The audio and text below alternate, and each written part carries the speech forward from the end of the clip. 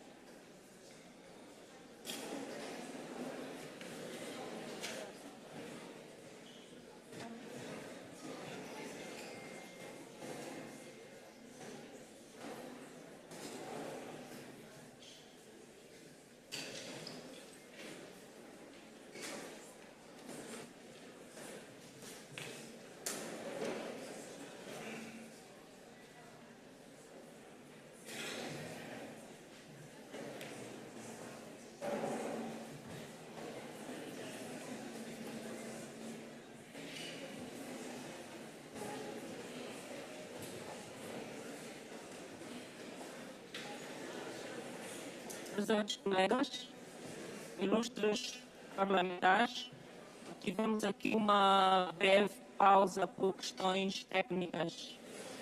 Gostaria que fossem indulgentes conosco e nos desculpassem.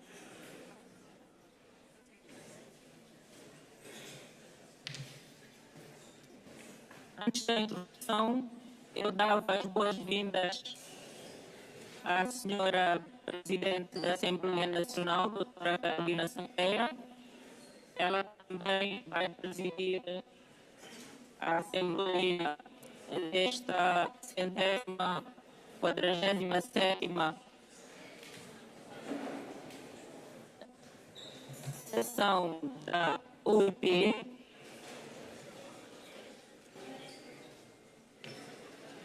Pedia aos presentes que recebêssemos uma salva de palmas.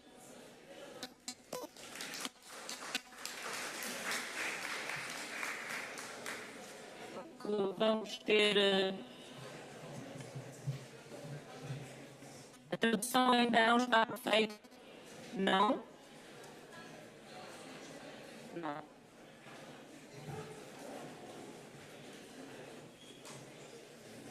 Vamos dar mais um tempo. A técnica às vezes tem estas coisas.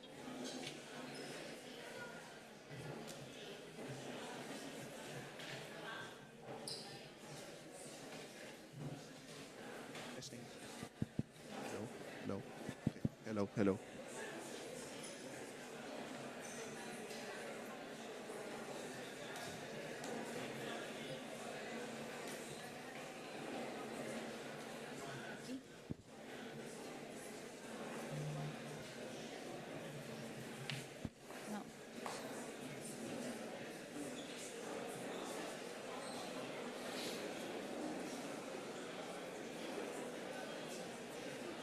Hello.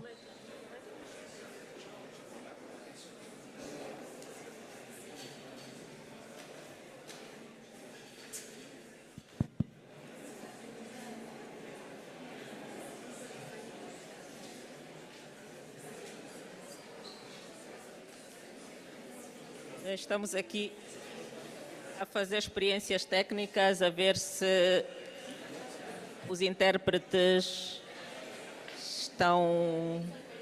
Está melhor? Já está? Ok. Assim também estamos mais descansadas.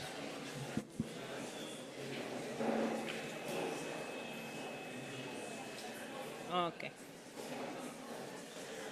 Então passamos na sequência dos nossos trabalhos.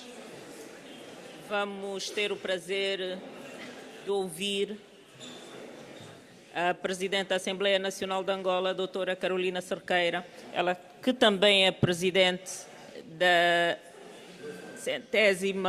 47ª Assembleia do IP. Senhora Presidente, tem a palavra.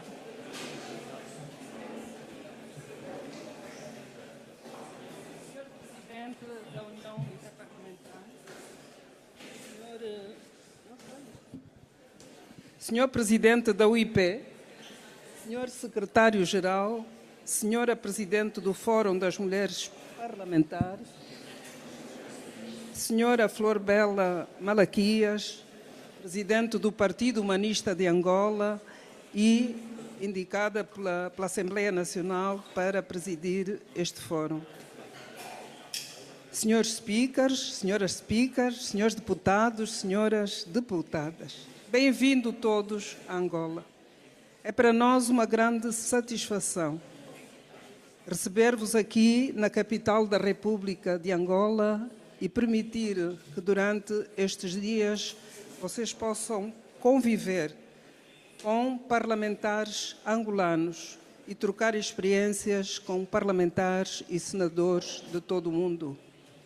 Eu gostaria de iniciar por dizer que este Parlamento anfitrião, o Parlamento da Assembleia Nacional de Angola, é um Parlamento em que a representatividade geracional e do género é já uma realidade e continua a ser um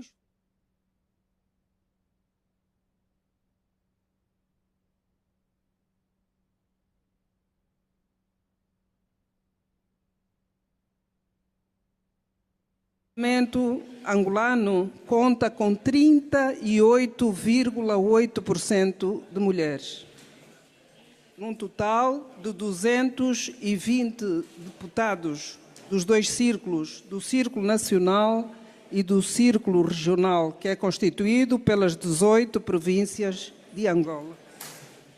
A nossa mesa da Assembleia Nacional é uma mesa com equidade paritária e partidária, porque o Parlamento angolano é um Parlamento em que predomina o multipartidarismo. Nós temos 5 partidos políticos constituídos na Assembleia Nacional.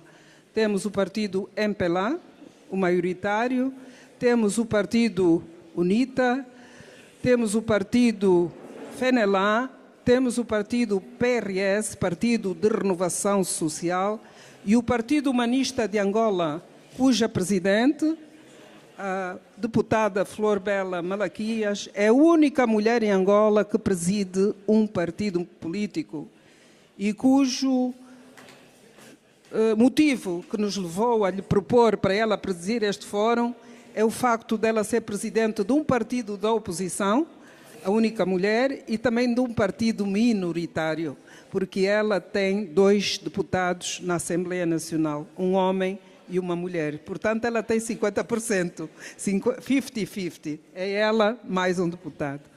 A mesa da Assembleia Nacional é, efetivamente, também representada pelo género e pelas gerações jovens. É uma mesa que tem uma paridade igual.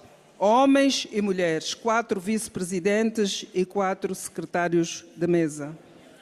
Temos também as comissões de trabalho. Nas comissões de trabalho, que são 10, nós temos 3 comissões de trabalho que são presididas por mulheres, havendo também várias mulheres que são vice-presidentes de várias comissões, mas o que eu gostaria de ressaltar é que comissões que habitualmente são entregues aos homens, nós quebramos esse estereotipo e as comissões de defesa e segurança é presidida por uma mulher. A Comissão de Economia e Finanças é presidida por uma mulher. A Comissão de Ação Social, Mulheres e Infância também é presidida por por uma mulher.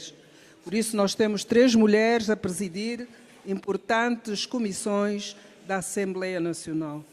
A presidente do Conselho de Administração da nossa Assembleia Nacional, um órgão em que estão representados todos os partidos políticos, é presidido por uma mulher. E temos um grupo das mulheres parlamentares, muito dinâmico, que também é presidido por uma senhora. A representatividade geracional também das mulheres está em cima aqui na Assembleia Nacional. Nós temos uma grande percentagem de jovens mulheres dos 25 aos 42 anos de idade. É esta Assembleia Nacional, do ponto de vista da representatividade do género, que nós gostaríamos de vos apresentar. Nós gostaríamos de salientar nesta reunião que saudamos com muito interesse e com particular satisfação o tema escolhido para esta 147ª Assembleia da UIP, por uma ação parlamentar a favor da justiça e da paz por instituições fortes. Nós consideramos que nós, mulheres, em todos os continentes, nos nossos países, a todos os níveis, temos uma voz que deve-se exprimir, que se deve ouvir a favor da paz. A paz global, a paz que passa pela igualdade de oportunidades, a paz que passa pelo clamor do fim dos conflitos e da escalada da guerra que assusta o século XXI. Por isso, estamos convencidas que nós, as mulheres presentes nesta Assembleia de Luanda, vão ter um papel importante na ação conjunta, na ação dinâmica a favor da paz, a favor da justiça, porque não há paz sem justiça e não há justiça sem paz.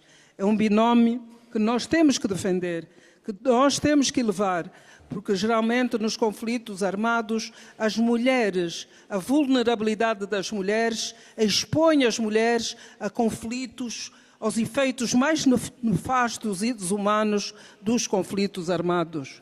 Nós, a nível de África, temos exemplos vivos. Temos a situação no leste da República Democrática do Congo, onde as mulheres e as crianças são as principais vítimas das atrocidades, das forças negativas e das rivalidades existentes entre os grupos armados.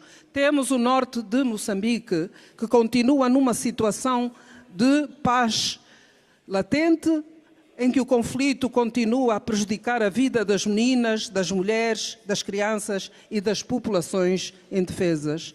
Temos outros conflitos latentes e emergentes em África. Temos conflitos que, embora não estejam na sua escalada efetiva, são uma ameaça à paz, à dignidade da pessoa humana, à estabilidade, à segurança e ao desenvolvimento dos nossos países. A nível global, nós, mulheres, temos que ter uma voz para condenarmos a guerra, a escalada de conflitos e de confrontos na Europa, a escalada de conflito e de guerra efetiva no Médio Oriente, onde uma crise humanitária, uma crise sem proporções, está-nos a envergonhar no século XXI. Distintas delegadas, distintos convidados, nós gostaríamos de referir que também a justiça é outra área importante que nós, mulheres, temos que chamar a atenção, porque os ordenamentos jurídicos dos nossos países devem ser ordenamentos jurídicos que velem pela igualdade e a equidade efetiva das mulheres. As nossas constituições, as nossas leis têm que dizer zero à discriminação da mulher.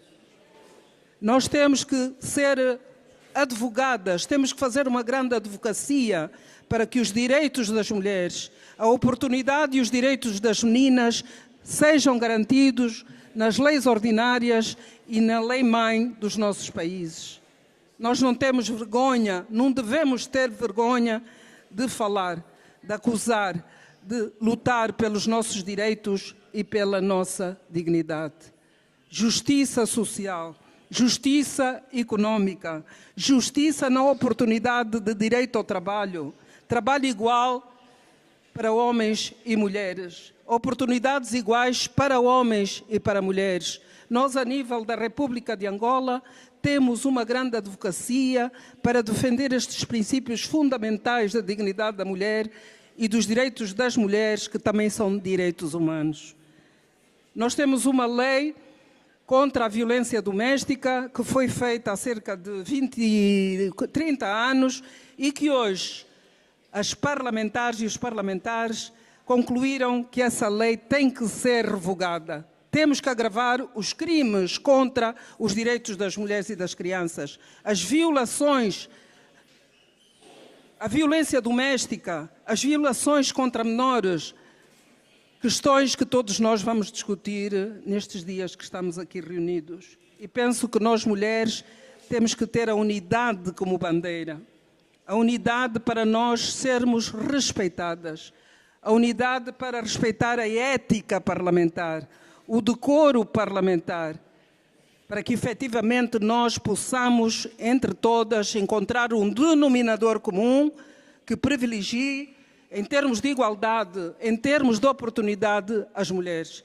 Por isso, eu também gostaria de manifestar a nossa grande satisfação das 4 candidatas ao cargo de presidente da União Parlamentar Inter-Parliamentar, sejam 4 mulheres africanas, 4 speakers, umas, outras não são, mas gostaria de deixar um apelo que nós, mulheres, saibamos honrar a democracia.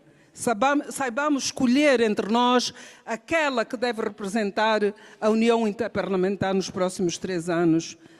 Que a ética parlamentar, o decoro e, sobretudo, a concertação e o diálogo nos levem a um termo de responsabilidade e um termo de assunção da nossa escolha, da nossa preferência, mas defendendo sempre os valores dignos, mais elevados da democracia. Nós pensamos que o papel das mulheres nesta Assembleia de Luanda vai ser determinante. Temos que fazer sair daqui uma voz e uma voz firme das mulheres, de todos os países, de todos os continentes, para que a nossa ação parlamentar seja uma ação que nos envolva a todos na defesa das mudanças climáticas, que não sejam prejudiciais para o desenvolvimento sustentado, os efeitos negativos da crise energética, a segurança alimentar e nutricional, tendo em conta os efeitos da fome a nível mundial. Temos que falar da juventude. Temos que falar das oportunidades que os nossos países devem dar através da educação, da formação técnica e tecnológica à juventude, em especial às jovens mulheres, para que elas amanhã ocupem altos cargos a nível internacional, a nível regional, a nível nacional e a nível comunitário. Temos que estar concertadas por uma ação parlamentar em defesa da paz, em defesa da justiça, em defesa da dignidade humana. Muito obrigada, senhoras Presidentes e senhores deputados.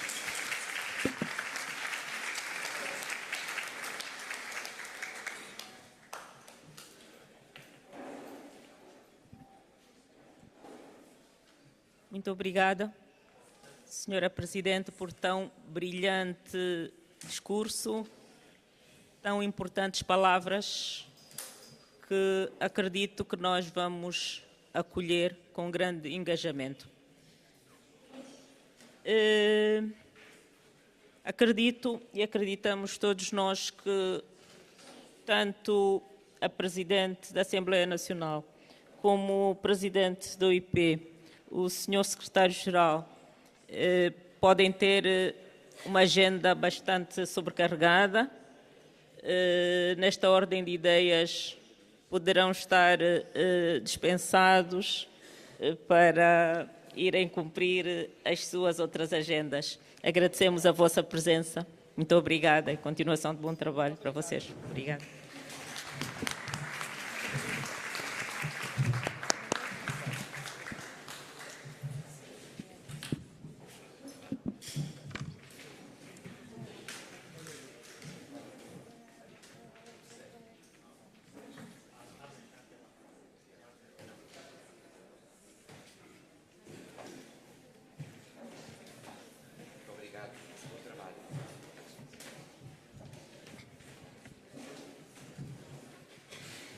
Vamos continuar os nossos trabalhos olhando para a agenda do dia, para podermos aprovar então a agenda e continuarmos com o nosso trabalho.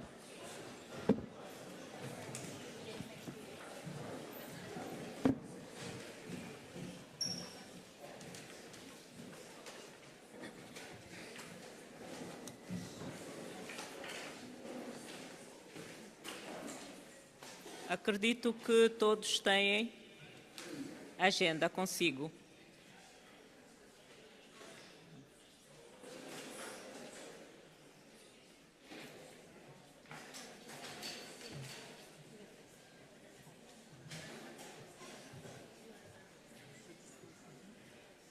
Vamos então aprovar a agenda por aclamação.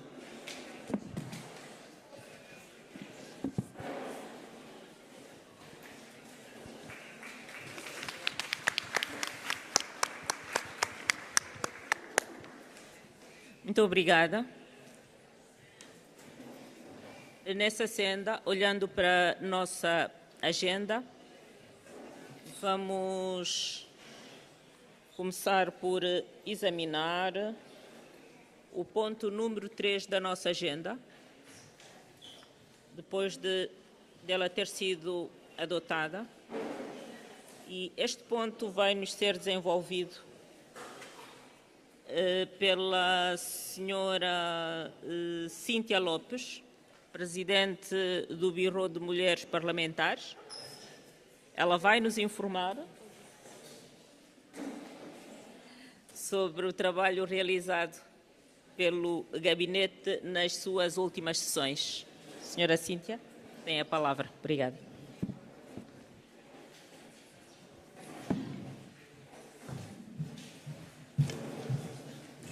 Thank you, Madam Chair. I think the sound goes and returns, just if you can fix that. Okay. Well, dear colleagues, Madam President, it is a great pleasure. You listen good? Yes.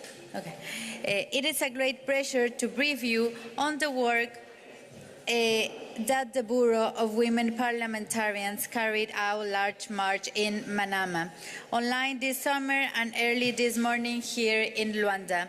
I am pleased to inform you that a lot has been done. The Bureau prepared this 36th session of the forum. I agree that the forum will be debating the draft resolution on orphanage trafficking, the role of parliamentarians in reducing harm. Amendments from a gender perspective with Ms. Hala Fayez from Bahrain that is here.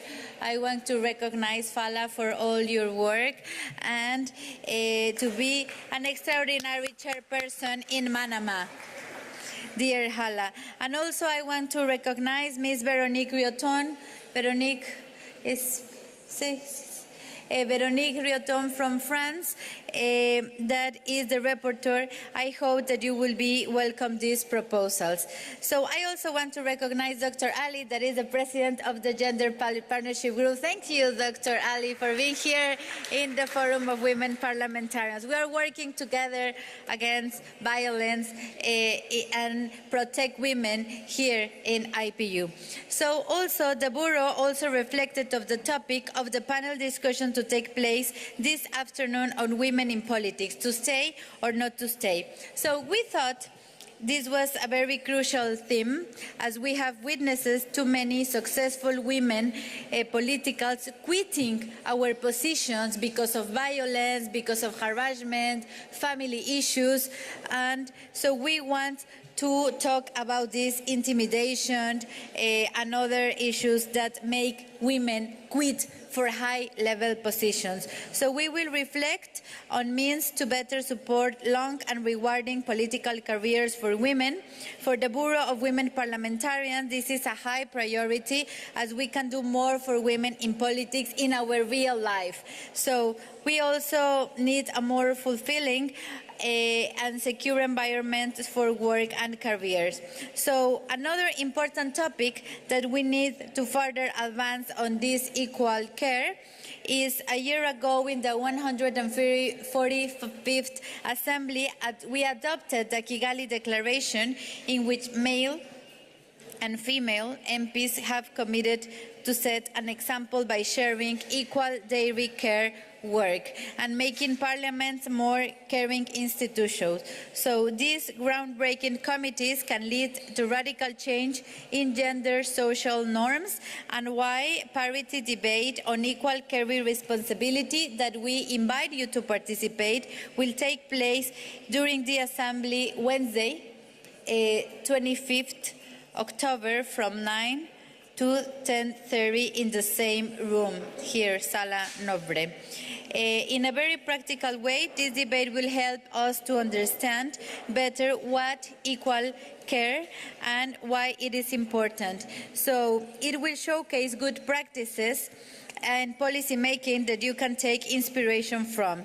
And last but not least, it will offer a training opportunity on how to advocate for equal care. I will have the pleasure to chair this debate, and I hope you will join and be accompanied by at least one of your male colleagues. So we will ask you to invite a male colleague to this debate. It's very important so we can work together on such a game-changing topic from gender equality. We need men, but also we need women, so not only women. So the Bureau, I have to tell you that we have an extraordinary relation. We met online in August and reflected on amendments of the IPU status and rules to establish gender parity as the new norm through the IPU. So we proposed gender parity in all the leadership positions of IPU. Also, membership and all bodies, reinforcing provisions such as gender quotas for delegations and reinforcing sanctions for non-compliance with such provisions. I hope that when the amendment process will kickstart, these amendments will welcome reality and make our institution an even stronger leader of gender equalities. So, dear colleagues, I want to thank you, all of you, for your confidence. Since I was elected in March, I have been visiting 16 parliaments. So thank you so much for receiving me. Thank you so much, France, Veronique, that was the first one. Thank you so much. Thank you so much, Brazil, that we did an extraordinary work with women in caucus. Thank you so much, Tanzania, the Speaker of Tanzania, for receiving in your country. Thank you, Malawi. The Speaker of Malawi also received me in her country working. Thank you also, Namibia. The colleagues from Namibia, we installed the first women caucus in Namibia. We will also in Thailand, here is Suwani, and of course, Senator Pikul Q that receive us in Thailand, and we are planning a regional meeting in Asia. We also visited China. Thank you so much for welcoming me, and we are working to empower, to have more women MPs in China. We were also in the United States, in Washington, D.C. We have several meetings. We met Nancy Pelosi, and we invite United States to be part of the IPU. I want also to tell you that in Vietnam, in the Young Conference, we were talking about the Ley Olimpia, that it's a law very successful in Mexico against digital violence. So we were presented that. I also have a meeting with Deborah Bergamini from Italy. Thank you, Deborah. So this is a little bit the work that I have been doing as President of Women MPs. I have to tell you that all my commitment is to promote gender equality, to have more women in Parliament, and I just have to thank you for your confidence and tell you that my work is not just here in the assemblies. When I finish, all my time is to go to parliaments that have few women in Parliament or that are almost having the 50%. Thanks for your confidence, and we will keep working. Thank you.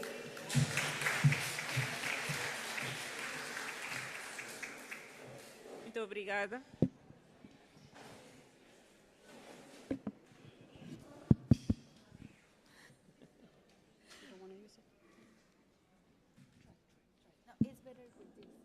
With this.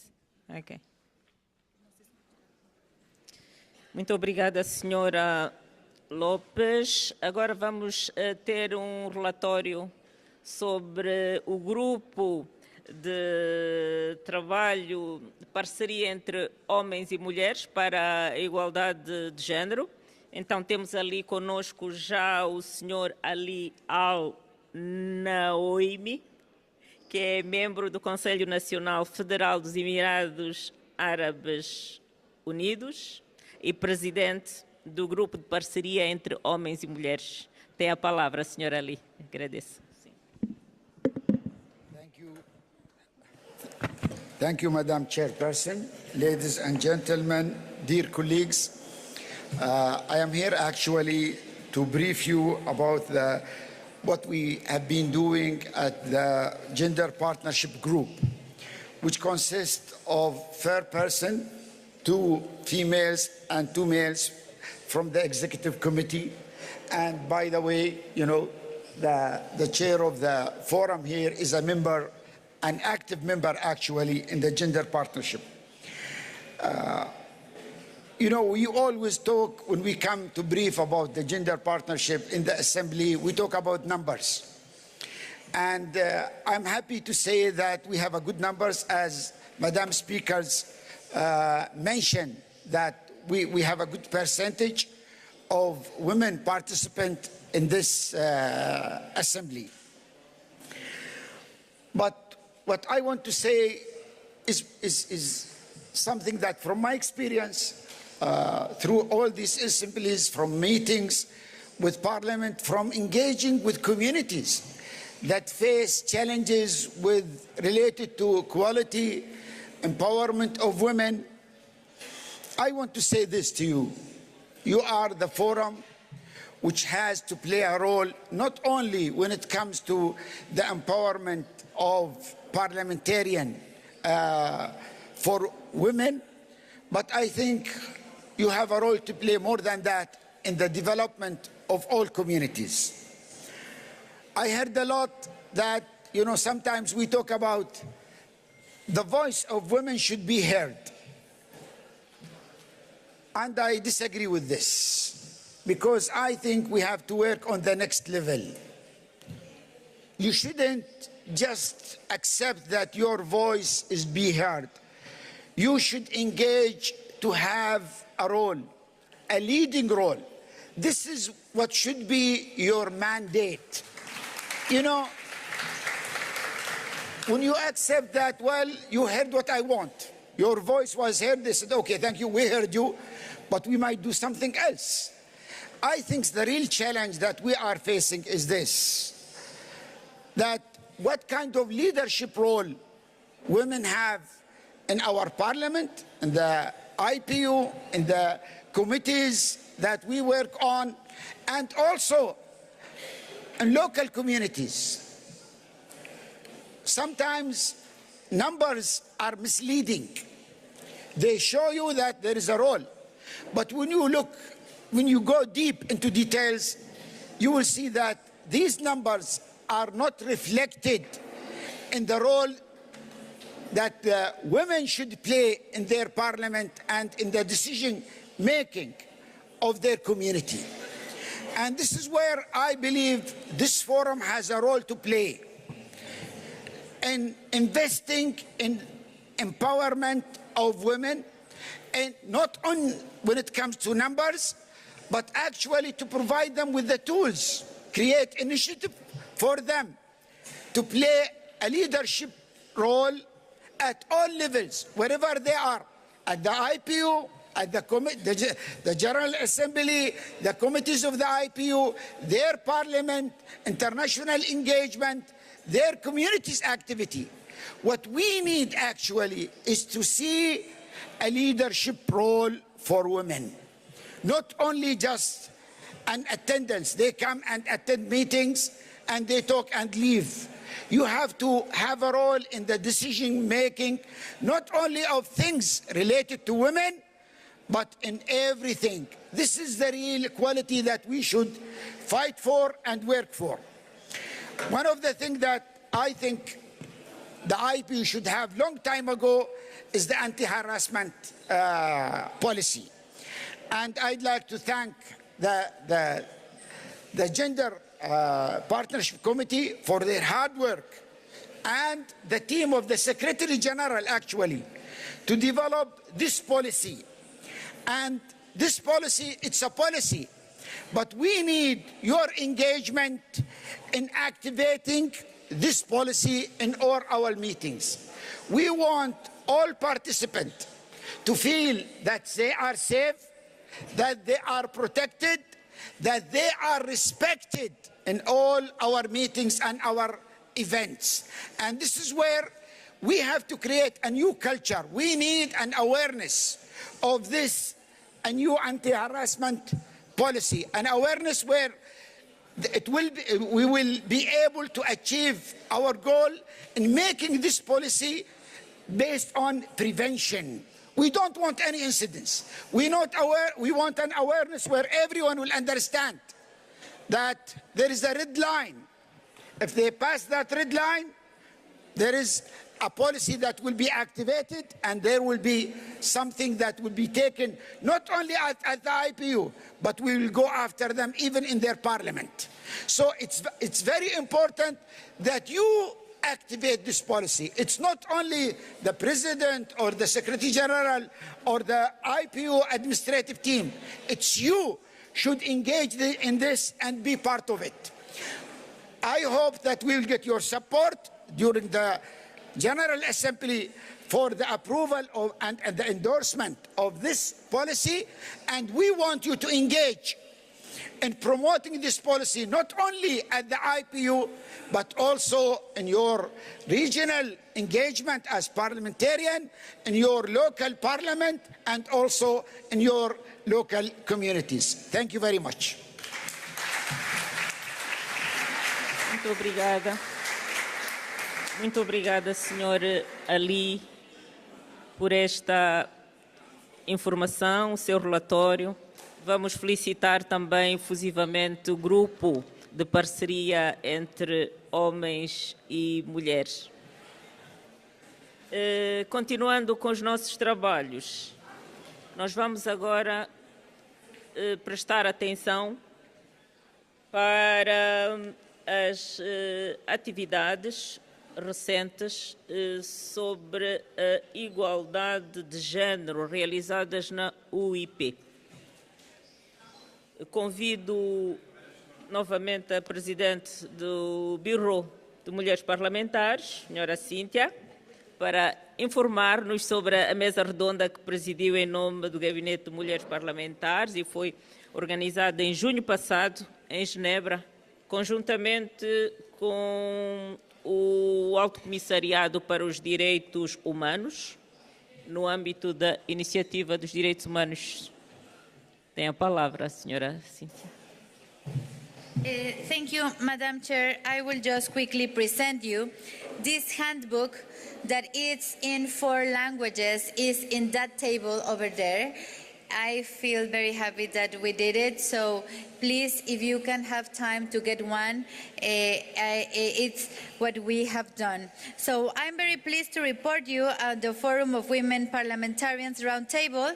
It was a roundtable titled Parliaments and Women's Rights, Implementing the CEDAW Convention, Realizing the Universal Declaration of Human Rights for All, which take place in a hybrid format of June 2022. And the roundtable was organized in cooperation with the Office of the High Commissioner for Human Rights. Our discussions focus on 3 priorities areas: advanced gender equality and women's rights in political participation, decent work, and education. So I had the honor to chair that roundtable in the headquarters of Geneva in IPU, and brought together 35 colleagues from 23 countries and 38 observers. Marianne from Bahrain was there, making an extraordinary participation. Thanks to you, Marianne, for joining us in person, and a lot of you participating online. So I was pleased to also have the IPU Secretary General, the High Commissioner for Human Rights, Mr. Volker Turk, the Chair of the CEDU Committee, Ana Peláez Narváez, the CEDU Committee's IPU Focal Point, Ms. Nicole Amelin, and other committee members. So the deliberations of our roundtable aim to contribute a parliamentary perspective to the Human Rights 75 initiative launched by the Office of the High Commissioner of Human Rights on the occasion of this 75th anniversary. So I want to tell you that this roundtable culminated in the endorsement of a collective set of pledges laying down policy priorities on these areas addresses during this session. So you can have a look on the pledges on the background. I don't know if you can put the pledges here. Okay, here are the pledges. So I am certain that our pledges have already been inspiring and motivating to move more action. So I invite you to choose one pledge, and we will be working on that pledge during the today. And the roundtable also served to launch the second edition of the CEDAW handbook, that is what I was telling you, for parliamentarians. It was developed with IPU and United Nations Human Rights. So I invite you again to have an outlook. It's a big effort and it will be very useful for your work in your parliament. Thank you so much.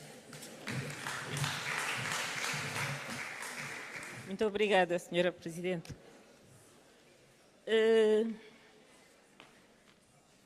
Vamos continuar a trabalhar na nossa agenda desta manhã, depois de termos ouvido este relatório tão circunstanciado da Senhora Lopes Castro. Vamos ouvir da Senhora Zeina Hilal, secretária do nosso fórum, que nos vai falar sobre as recentes iniciativas realizadas a nível do programa da UIP para a parceria entre homens e mulheres.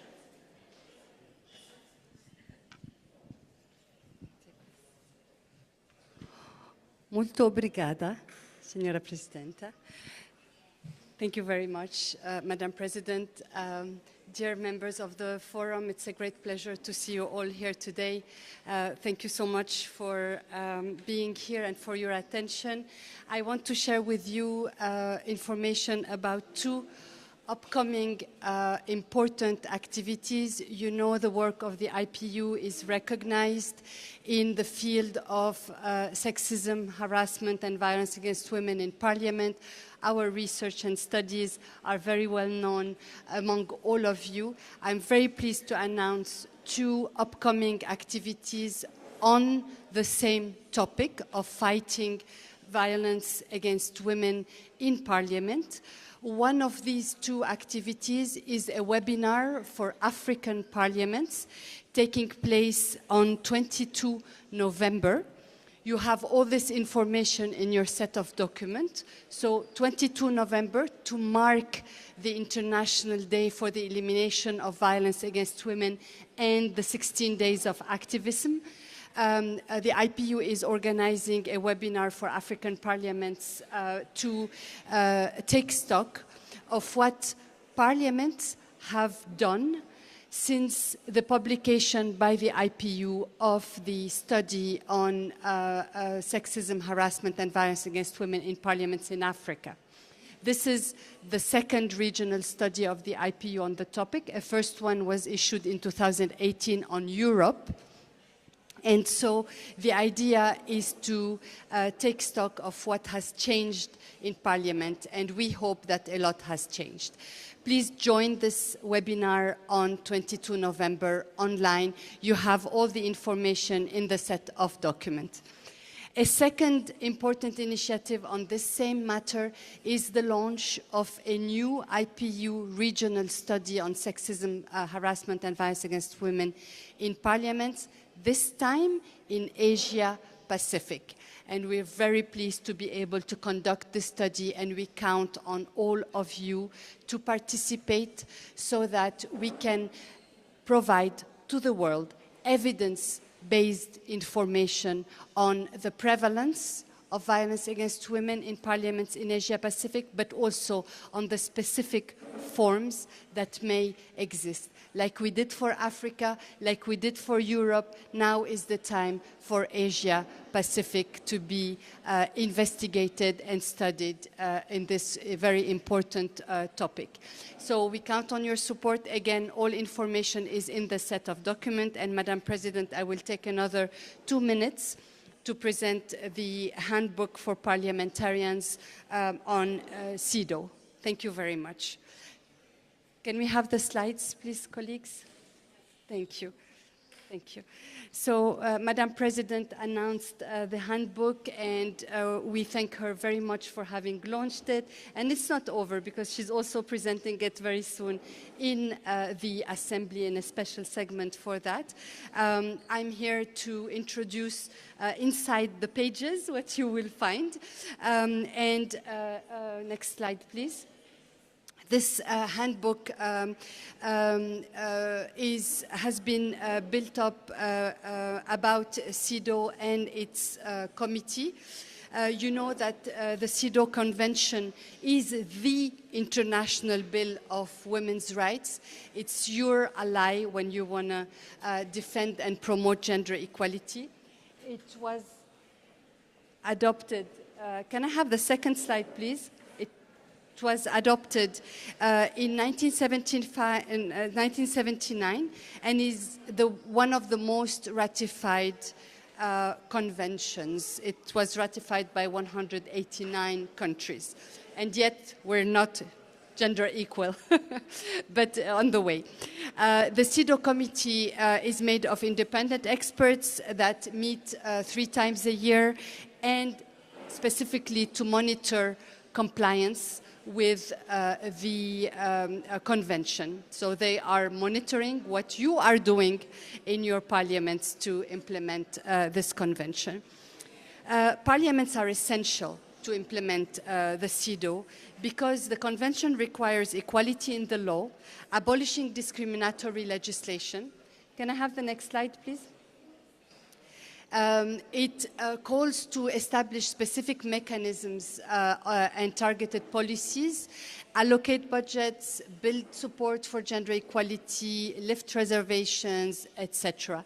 And in each and every one of these actions, the Parliament and their members are absolutely essential. They can carry out these actions or they can support these actions, but they are essential. And the CEDAW is absolutely aware of the important role of parliaments, and this is why we are working together to advance what parliaments can do.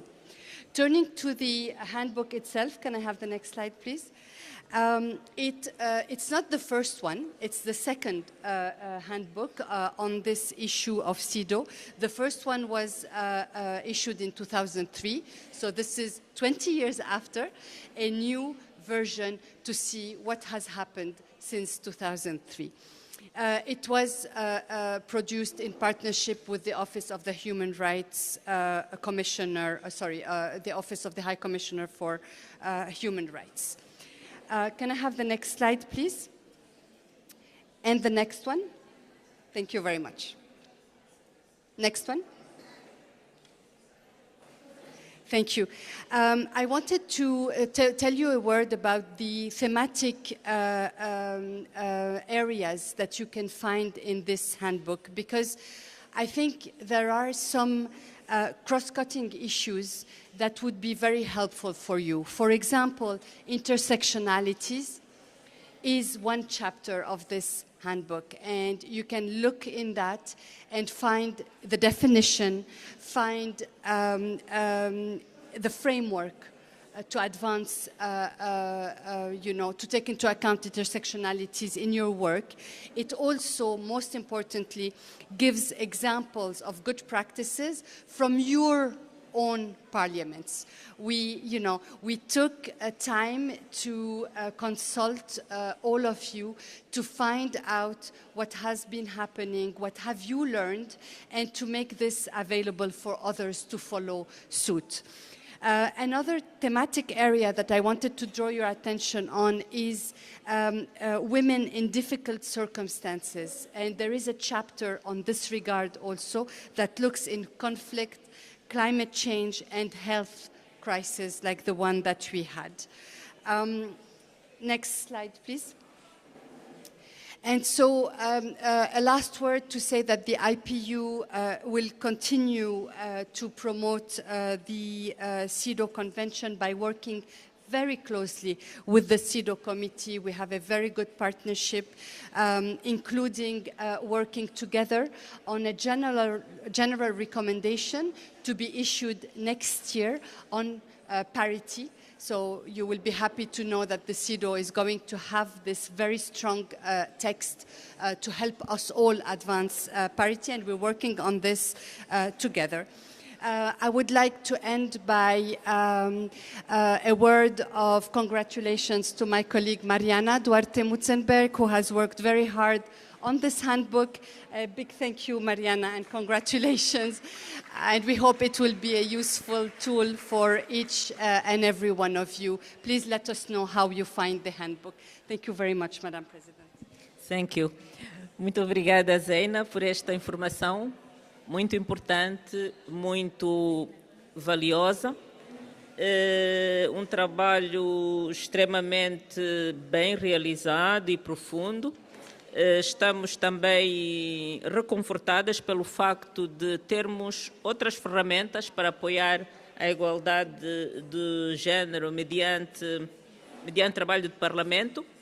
Além disso, também estamos satisfeitos pelo facto dos parlamentos africanos poderem beneficiar de um webinar por ocasião dos 6 dias de ativismo contra a violência contra as mulheres, fazendo votos de que muitas mulheres participem. Vamos, então, abordar agora a contribuição. Temos novamente falhas na interpretação. Parece que não temos. Sim, a equipa de tradução, intérpretes, para resolver esse problema com alguma brevidade. Agradecíamos. Como? No English. Yes, we must wait a little bit.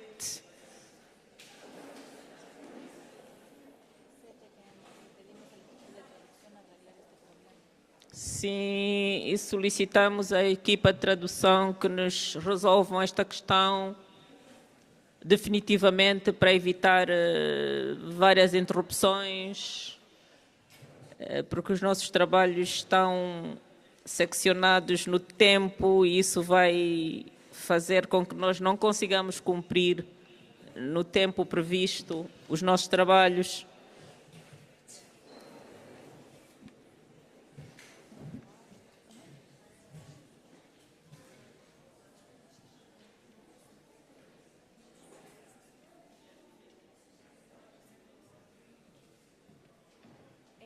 Meanwhile, can we have an indication from the technicians, please?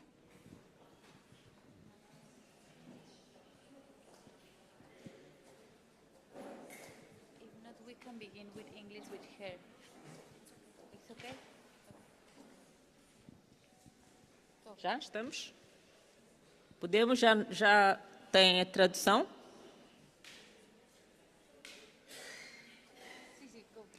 Ok, vamos continuar. Falava eu da contribuição do Fórum para o trabalho desta 147ª Assembleia, numa perspectiva para reforçarmos. Let's continue in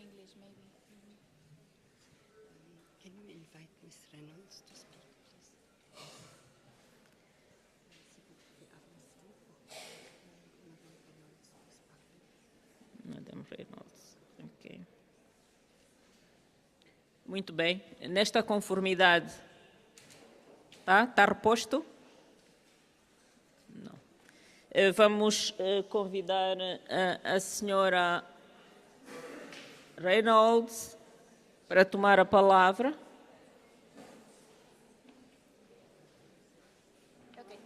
Okay.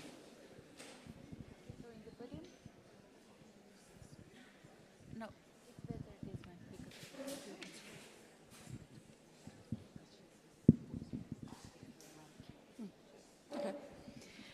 Well, good afternoon, fellow delegates. It is a privilege to be here with you today as rapporteur for the issue of orphanage trafficking.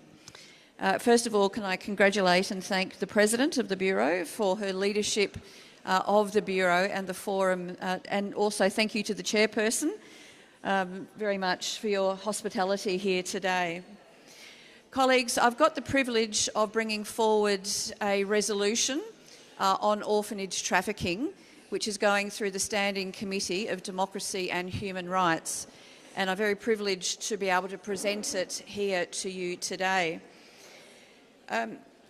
Now, colleagues, I congratulate the IPU for focusing on human trafficking and also slavery, but for many of us, the issue of trafficking is such a huge issue, with over 50 million people, 50 million human beings trafficked every year into slavery. But what we have before us is a resolution to deal with one type of trafficking, and that is the trafficking of young boys and girls, young children, into orphanages around the world. Now, we should never have to say the word orphan and trafficking in the same sentence, but that is the situation today for nearly 8 million children. So this form of trafficking has occurred because there are many generous volunteers and donors in many of our countries who want to help, who feel very fortunate and want to help orphan children. But unfortunately, the demand to assist in this way has far outstripped the supply of genuine orphans. So what has happened over the last decade is that criminals, traffickers, have created institutions across many of our nations, but what they do is they traffic children into these facilities to get the money from donors and volunteers. It is a very wicked trade in up to 8 million children. And what we know about the children is that many of them have been trafficked from their families. Over 80% of children in these institutions have at least one parent who, with support, would be able to take care of them. So what we have done with this resolution is to have a look at what are the practical things that as women and as legislators we can do to end this trade in children. So the resolution itself is, like we are as women, very practical and very outcome focused about how we can collaborate and work together to stop this trade. Because we have, in many of our countries, our people have caused this form of trafficking, not meaning to, but their behaviour has done that. So if we can raise awareness and we can change behaviour of donors and volunteers, not to see children as tourist attractions, but to have a look for programs that will support children to stay in their families, to stay with their families. And as some people have said, is to take poverty out of the home so the children can remain in the home with their families. So what we have done is, and I thank many of you who have been very engaged in this resolution, we've had 180 suggested amendments from 27 countries, and there are some very, very good amendments in there, so I thank you for those. What we have also done in the resolution is provided practical ways that the IPU can work with us over time to implement these recommendations.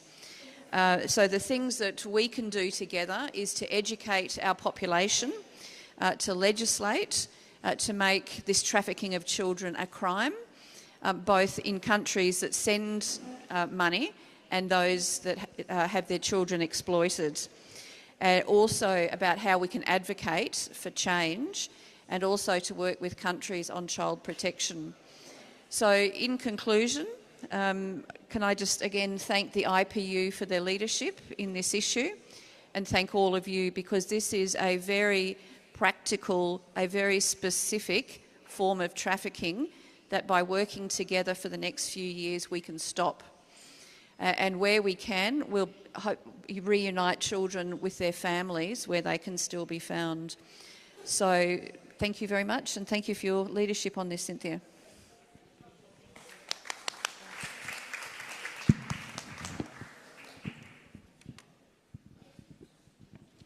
Muito obrigada, senhora Reynolds.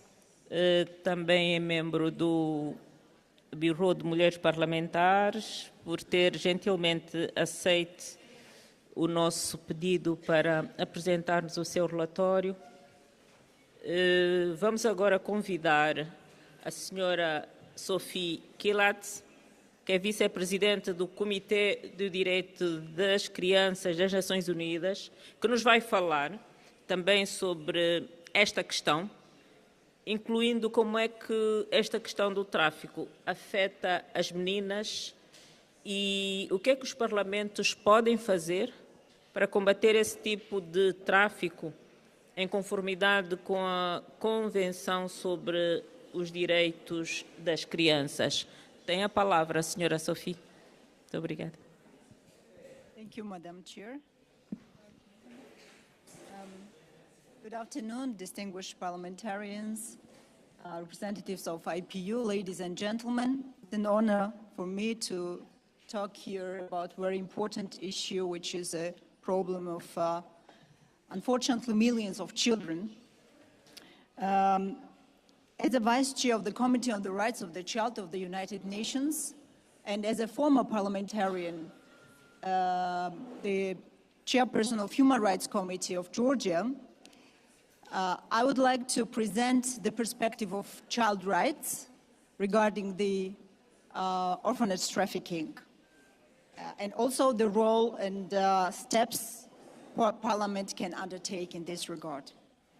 The orphanage trafficking clearly presents the grave violation of child rights enshrined in the Convention on the Rights of the Child and its optional protocols.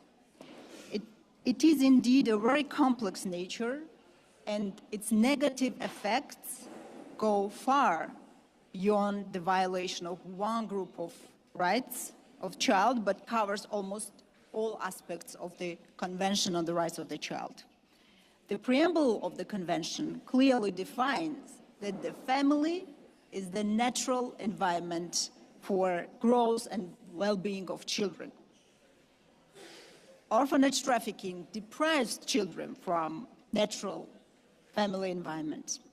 And as a result, children are exposed to violence, various forms of exploitation and abuse, including sexual exploitation and abuse, illegal adoption, child pornography, child prostitution, unlawful deprivation of liberty, the rights to health care, rights to education, rights to standard of living. The list is unfortunately very long.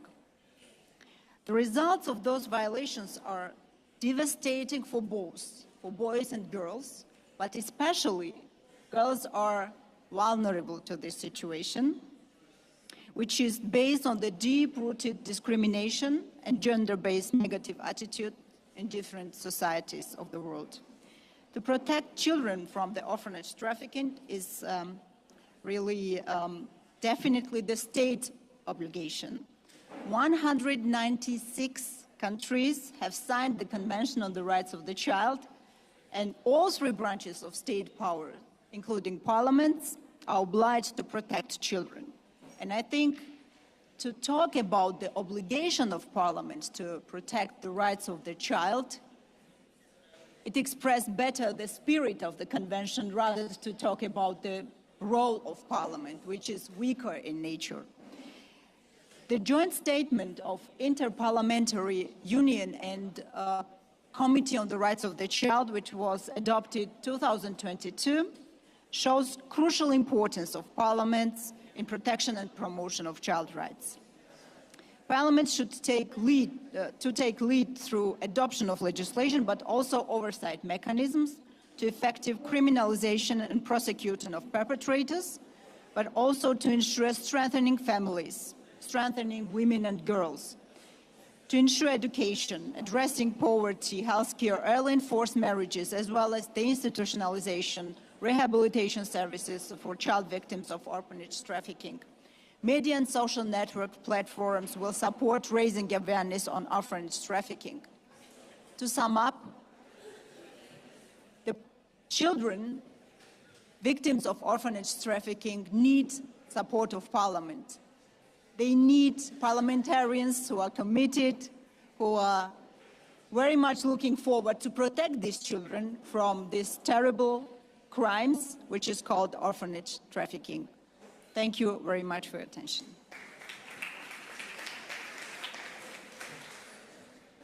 Muito obrigada pela sua intervenção. Aqui o nosso objetivo é discutir esse projeto de resolução numa perspectiva de género, para que emendas possam ser feitas conforme necessário e que o projeto tenha uma perspectiva de género bastante acentuada, para que mais focada nas necessidades das mulheres e das meninas. Será feita uma breve apresentação do projeto de resolução, após o qual caberá ao Fórum fazer um pequeno debate em plenário. Caros colegas, o Bureau das Mulheres Parlamentares nomeou uma presidente e uma relatora para conduzirem esse específico debate. Em relação à resolução que eu acabo de me referir, foi nomeada a senhora Ala Ramzi Fayez do Bahrein para presidente e a senhora Véronique Rioton da França foi nomeada para relatora deste momento. Elas vão tomar os seus assentos, mas antes disso vamos aclamar a nomeação dessas duas senhoras que nos vão conduzir este debate.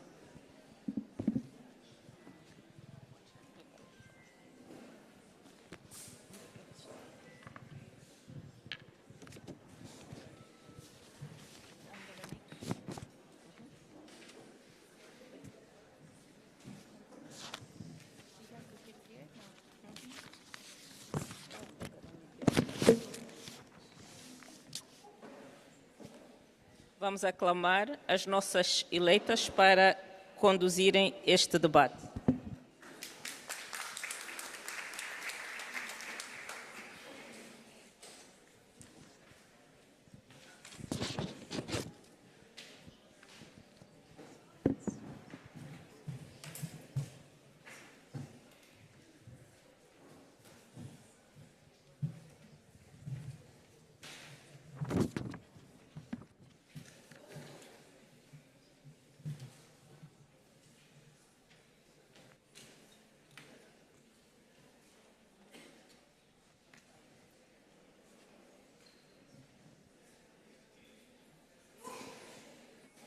Good morning, everyone. Dear colleagues, it's a great pleasure for me to preside over the proceedings of this forum discussion on the draft resolution. First, I would like to thank Angola for hosting this IPU 147th meetings, and we thank them for their generosity and hospitality.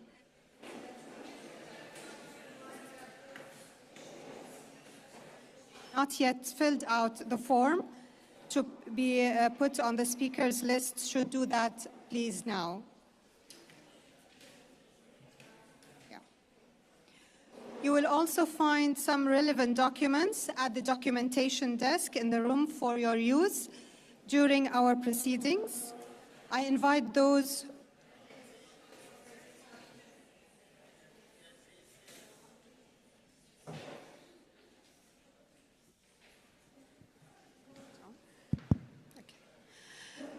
You will also find some relevant documents at the documentation desk in the room for your use during our proceedings. I invite those of you who do not already have these documents to pick some copies. These are the draft resolution of the Standing Committee on Democracy and Human Rights and the amendments to the resolution that will be discussed from tomorrow onwards. As you know, we will be discussing the subject item on the draft resolution before the Standing Committee on Democracy and Human Rights, orphanage trafficking, the role of parliaments in reducing harm. Our discussions today will aim at considering the gender dimensions of this topic. In your intervention, I invite you to address the following questions. In what ways does orphanage trafficking target and affect women and girls and men and boys differently? Second question, what are the main drivers of orphanage trafficking? To what extent do the specific vulnerabilities and demand of this type of trafficking differ from women and girls, for women and girls? How can the vulnerabilities of girls and their families to orphanage trafficking be reduced?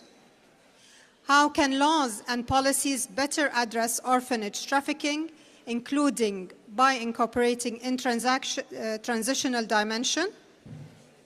How can we ensure law enforcement practices in the fight against orphanage trafficking are victim-centered and gender-responsive and place the best interest of the child at the center? How can parliaments and parliamentarians promote the role of women and girls in addressing trafficking, including orphanage trafficking? Do we have it? So the questions will be on the screen behind us. I would like now to open the floor for your contributions according to the names that we have. We have, to start with, United Arab Emirates.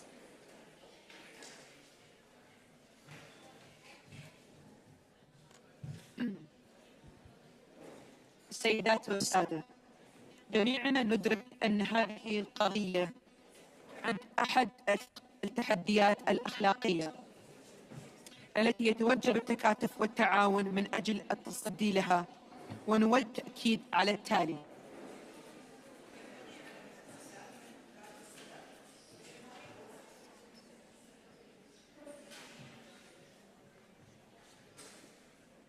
Hello? Now is better? Okay. السيدات والسادة، جميعنا ندرك أن هذه القضية تعد أحد التحديات الأخلاقية التي يتوجب التكاتف والتعاون من أجل التصدي لها، ونود التأكيد على التالي. ينبغي على المؤسسات ذات الصلة بحماية وتمكين النساء والأطفال ضحايا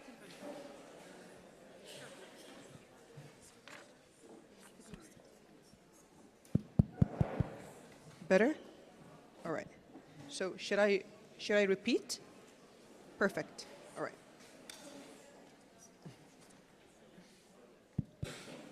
السيدات والسادة، جميعنا ندرك أن هذه القضية تعد أحد التحديات الأخلاقية التي يتوجب التكاتف والتعاون من أجل التصدي لها، ونود تأكيد على التالي. ينبغي على المؤسسات ذات الصلة بحماية وتمكين النساء والأطفال ضحايا العنف والإتجار بالبشر، وذلك ضمن التحالف مع المؤسسات الرائدة في هذا المجال من أجل تبادل الخبرات والمعرفة وتعزيز التعاون الدولي في مكافحة الإتجار بالبشر. ضرورة حث البرلمانات على سن تشريعات جديدة ضمن حماية النساء والأطفال أو التعديل على الأحكام ذات الصلة لضمان تحقيق التنمية وبناء مجتمعات عادلة وآمنة ومسالمة. الحضور الكريم، اسمحوا لي أن أستعرض بعض التجارب التي قامت بها دولة الإمارات العربية المتحدة حيال موضوع مناقشتنا اليوم. أطلقت دولة الإمارات في عام 2022 الإعلان العربي لمناهضة جميع أشكال العنف ضد المرأة والفتاة، حيث يمثل هذا الإعلان التزاماً مستداماً على مستوى الدول العربية لتبني استراتيجيات من شأنها معالجة مشكلة العنف ضد المرأة وتحقيق الأمن والأمان والرفاه والرخاء والتقدم والسلام في مجتمعاتنا. في عام 2019 أصدرت الدولة قانون الحماية من العنف الأسري، واعتمدت دولة الإمارات استراتيجية تمكين المرأة وريادتها، والتي توفر إطاراً مرجعياً واستراتيجياً لكل المؤسسات المحلية والاتحادية في الدولة. هنا أحث جميع بتكاتف الجهود ومشاركة أفضل الممارسات بين البرلمانات للحد من العنف والإتجار بالبشر. شكراً على حسن استماعكم. Thank you. Just a small note, we will be giving each speaker 3 minutes to give us his intervention. And may I also ask the speakers to state their name and the name of their delegation clearly for our records. We move on to the next speaker from Mexico.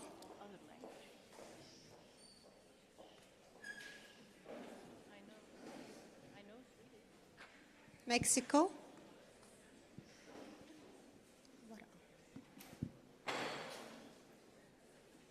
Sí.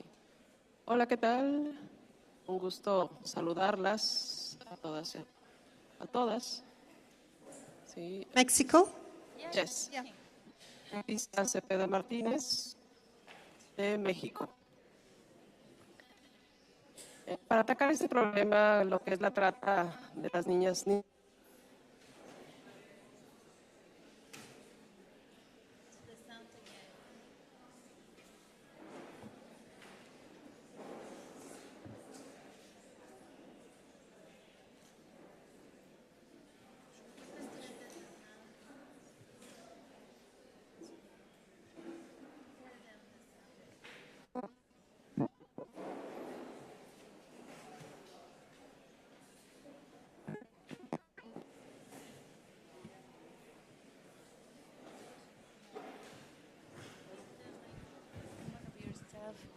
Some of the microphones is not all the time.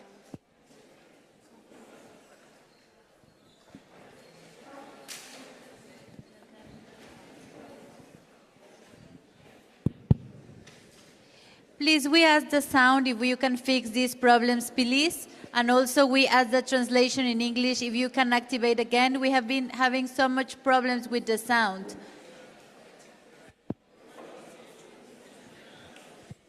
Sorry about that.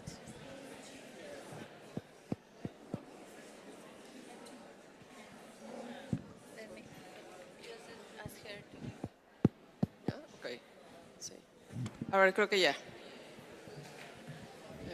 Buenas tardes, parlamentarias de los diferentes países que conforman la Unión Interparlamentaria. Sí. Leticia Cepeda, de México. Y este tema que va en aumento desafortunadamente en todo el mundo, el tráfico de niñas, niños, para mí tenemos que poner a lo mejor siempre he creído que todos los temas, sobre todo vulnerables como es este, desde los parlamentos tenemos que exigir un presupuesto para poder atender los temas. Además, también ver cuál es el problema. Si tenemos niños abandonados, México desafortunadamente es un país que tenemos un alza y somos primer lugar en embarazo adolescente. Y el embarazo adolescente, niñas criando bebés o niños, pues es un problema que a la larga también esos niños pueden ser abandonados, pueden terminar en orfanatos, en tráfico. Entonces tenemos que atender la raíz del problema. Y también para atender la raíz del problema siempre necesitamos el tema de presupuesto. Hay veces que en los diferentes países, y desafortunadamente en México ahorita no, el tema de la niñez no se está atendiendo con suficiente presupuesto. Y yo creo que tenemos que poner a lo mejor una base mínima del presupuesto del país para poder atender la raíz o las diferentes raíces de estos problemas que nos llevan a la orfandad de los niños. ¿Sí? ¿Es cuánto?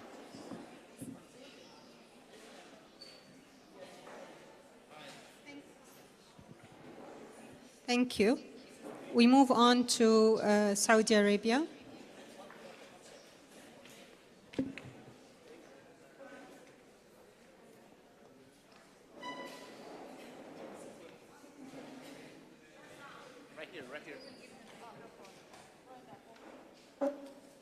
شكرا سعادة الرئيسة، والشكر موصول للحاضرين جميعا. إذا كان اليتم مرض لاعتبره العالم جائحة تستدعي التحرك السريع والفوري لعلاجه.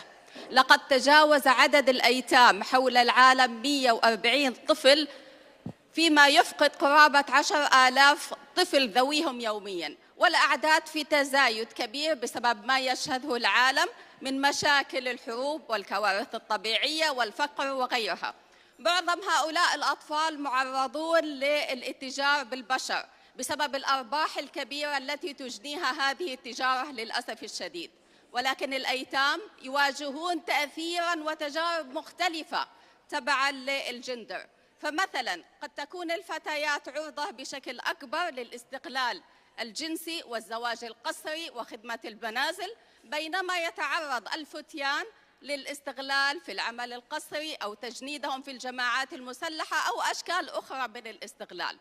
لذا يجب علينا كبرلمانيين في ظل الظروف الحالية التي يشهدها العالم من صراعات وحروب ضرورة التأكيد على المراجعة الدورية للتشريعات الوطنية ذات الصلة والعمل على تجريم كافة صور الاتجار بالبشر والمعاقبة عليها. حث الحكومات على تجديد الرقابة والإشراف على دور الأيتام والمراقبة المالية على التبرعات وآلية صرفها. توفير الوصول المتساوي للأيتام إلى الخدمات الأساسية، التعليم، الرعاية الصحية، السكن، بغض النظر عن جنسهم. وتعزيز التوعية بحقوق الطفل والتمييز الجنسي والاتجار بالأطفال وبأهمية المساواة بين الجنسين وحمايتهم. ونظراً لأهمية تبادل التجارب بيننا كبرلمانيين، فمن المهم المشاركة بما نقوم به في بلادنا لحماية هؤلاء الأيتام. قامت المملكة العربية السعودية بسن العديد من الأنظمة المالية والاجتماعية التي تكفل حماية الطفل، مثل نظام حماية الطفل ونظام حماية من الإيذاء ونظام التحرش ومكافحة التسول ونظام مكافحة الاتجار بالبشر ونظام مكافحة الجرائم الإلكترونية لمواجهة التعديات الإلكترونية على الطفل أيضاً، ونظام العمل لحظر عمل الأطفال. وفي إطار هذا الاهتمام أيضاً تقوم حكومة بلادي بتوفير جميع الاحتياجات الأساسية مثل السكن والتعليم والرعاية الصحية والنفسية بغض النظر عن جنسهم. أيضاً تصرف الدولة مكافآت شهرية للأطفال في المرحلة الابتدائية، يصرف لكل طفل شهرياً $133، المرحلة المتوسطة $187 والمرحلة الثانوية $240 شهرياً، فيما تصل مكافأة الطلاب في المرحلة الجامعية إلى $320.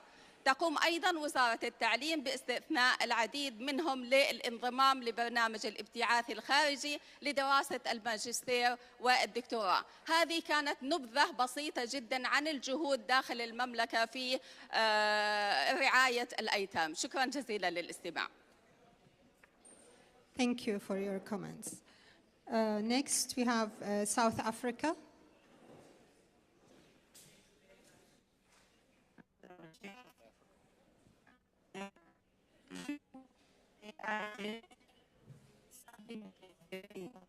Just before I start,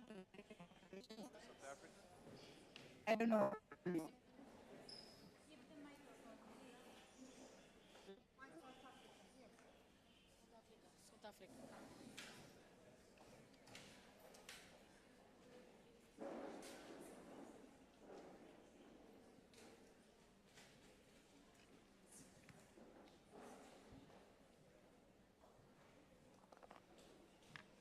Thank you very much, Honorable Chairperson. Just a general perspective, from a South African perspective. According to the latest Statistics South Africa report, 2.3 million children just in South Africa alone is orphans. And of that children, 400,000 is in foster care. Now, foster care is when children cannot stay in their natural environment and they are being fostered by other people that look after them. Why I am mentioning that? It is because in many instances, we speak about orphanages, but you also get that foster homes become the places from where children are being trafficked. Because it's not many countries that have registers that can indicate whether the people that are sound and healthy for the fostering of children. It might be that it is pedophiles, it might be that it is those that are the perpetrators of the trafficking of our vulnerable. So it is crucial to acknowledge that orphanage trafficking undermines human rights and exploits the most vulnerable individuals in society. We need to confront this issue head-on and prioritize our efforts to combat it effectively. It is really disheartening, as I have already mentioned, that children or orphans are trafficked not only out of institutions, but also sometimes out of foster homes, where people pretend that they will be able to give them a good environment to grow up in. In the meantime, they are using for their heinous deeds. Studies have revealed that out of every 10 victims detected globally, approximately 5 are adult women and 2 are girls. These statistics underscore the urgent need for targeted interventions and comprehensive approaches that address the specific vulnerabilities faced by women and girls in particular. We need to work tirelessly to protect their rights, to ensure their safety, and to empower them to resist and recover from their trauma. By including the gendered amendments, we as parliamentarians can effectively contribute to reducing harm and to promote gender equality in the context of the topic that we are discussing. So we need to, as Parliament, propose that there should be a provision that we as parliamentarians should contribute to addressing poverty in particular, and also food insecurity, because it can be some of the causal factors that lead orphans to become more vulnerable, because they don't have access to like living condiments or food insecurity, poverty. They don't have shelter for that matter. And that orphanage that is supposed to become a shelter often become the place where they meet their doom. So we want to recognize that this orphanage trafficking perpetuates gender inequalities, and it does violate the right of children, particularly girls, amplifying the need for urgent action. That we need to strengthen legislation and law enforcement, because we can have the necessary legislation, but we don't have the necessary approach in terms of law enforcement from a gender perspective to combat this orphanage trafficking and also to address the specific vulnerabilities of girls and ensuring their protection and empowerment. So through gender-sensitive initiatives and comprehensive approaches, we as parliamentarians can play a crucial crucial role in combating this orphanage trafficking, reducing harm, and ensuring the rights and well-being of all children, especially girls. Thank you. I thank you. We move on to Thailand, and please try to make it 3 minutes so that we can listen to as much comments as we can. Thank you. Thailand. Thank you, Madam Chair. The Parliament of Thailand is doing our utmost within our mandate to ensure that our country is not used as safe haven or channel for exploitations of abuse of children. We wish to share our input to the draft resolution through a gender perspective, which includes 5 points as follows. The first one, developing a robust, comprehensive and reliable database on orphanage trafficking and volunteerism, with particular focus on systematic collection of data that taking differentiated needs of boys and girls into account would be a good starting point. Secondly, working closely with relevant stakeholders to find sustainable solutions to address the root causes of orphanage trafficking and volunteerism. Thirdly, strengthening child-friendly social services for child protections and making child rights-based system inclusive to respond to the needs of all children, regardless of their immigration status. Fourthly, providing purpose training for volunteer and capacity building support for child protection officials and social workers to ensure that they understand the elements of gender sensitive and respect the life of children.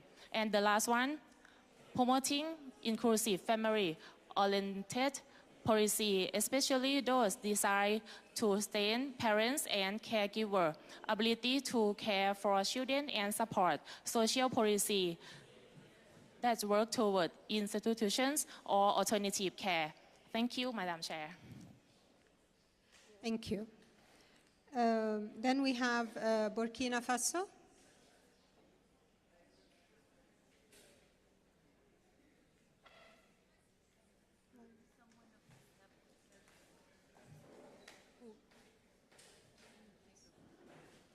Merci de m'avoir donné la parole. Je m'appelle Conseibo Pélagie, je viens du Burkina Faso. Pour contribuer aux travaux, nous savons que les enfants orphelins dans le monde sont très nombreux et la situation qui crée le plus souvent ces orphelins sont les guerres, les maladies, la pauvreté, etc. Alors, la traite des êtres humains, nous savons tous que c'est une violence majeure des droits de l'homme, donc la traite des enfants dans les orphelinats doit également être condamnée. Donc, dans les pays, nous devons renforcer la législation nationale dans ce domaine. Aussi, nous savons que il y a la pauvreté et les femmes sont le plus souvent exposées et il y a les grossesses indésirées. Donc, nous devons renforcer la sensibilisation dans les écoles, dans les lycées, les collèges, les universités, sensibiliser les filles et les femmes par rapport aux grossesses indésirées. Parce que le plus souvent, nous avons les rejets des enfants. Et je disais également, nous devons travailler avec les institutions pour plus de rigueur dans les adoptions. Aussi, renforcer les textes qui condamnent ces actes criminels. Merci.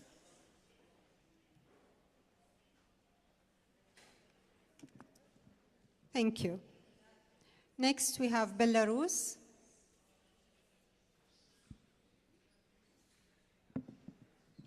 Madam Chair, thank you for the floor. My name is Maria Vasilevich and I represent Belarus. Dear colleagues, orphanage trafficking links all countries and regions into a common international criminal activity. So no doubt that only a single international strategy will completely solve this problem. An important role in addressing this problem has cooperation between countries of origin, transit and destination of victims. Government must bring to justice all participants in criminal activity, whether they are recruiters, intermediaries or users of exploited children. Let me draw your attention to a few important steps that parliamentarians can take to solve this problem. First of all, strengthening national legislation in accordance with international legal standards. This requires that ensure that offences and penalties are clearly defined for all participants in orphanage trafficking. Strengthen all related legislation and policies, for example, immigration, labor, adoption. The second step is ensuring a broad discussion about child trafficking. It's important to provide interaction with organizations, especially in the tourist sphere.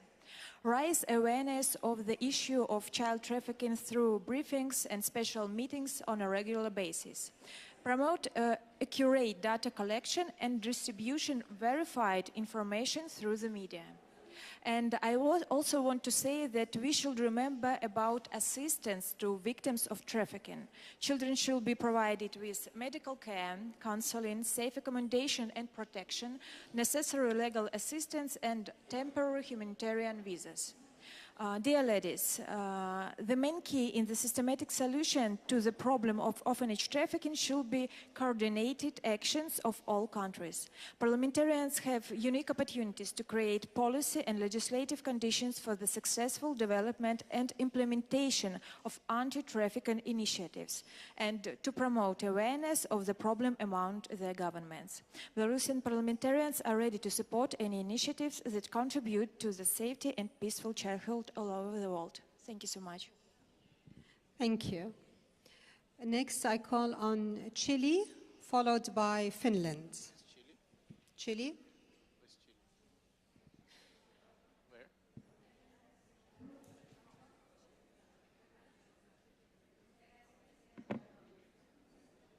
Ahí sí. Muchas gracias, Presidenta. Es un honor compartir con, me van a perdonar los hombres, pero con mujeres tan valiosas cuya sola presencia en los parlamentos sin duda ha cambiado la realidad de muchas niñas y de muchas jóvenes. Quisiera abordar dentro de esta temática una de las graves situaciones que vivimos históricamente como país, que no es ajeno a Chile, no es solo propio de Chile, sino que también se vivió en Argentina, en Latinoamérica y también en países de África. En nuestro país hace 50 años conmemoramos hace muy poquitito el golpe militar, el golpe cívico-militar que trajo la dictadura, una cruel dictadura en nuestro país, hecho ya conocido por todos. En ese contexto es donde en Chile y en Argentina hemos conocido dolorosas historias de niños, huérfanos o no huérfanos, que han sido traficados a propósito de la violencia de Estado, que es la peor de las violencias. Creo que en estos casos no solo han sido hijos de ejecutados políticos o de detenidos políticos desaparecidos, sino que también de prisioneros políticos.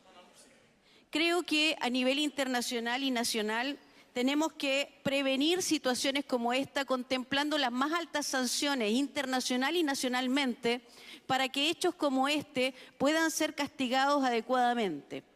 Creo necesario también, a propósito de la orfandad, Presidenta y estimados colegas, creo necesario también que podamos propiciar la creación de una base de datos internacional.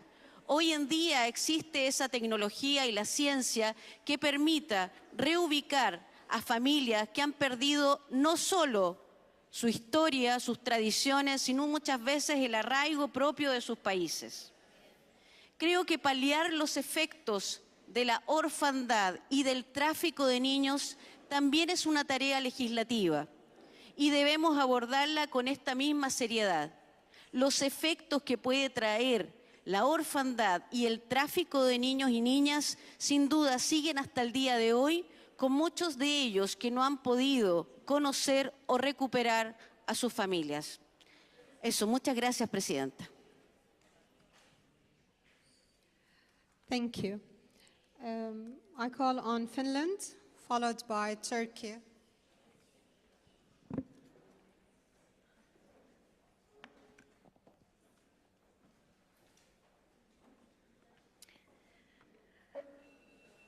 Thank you very much.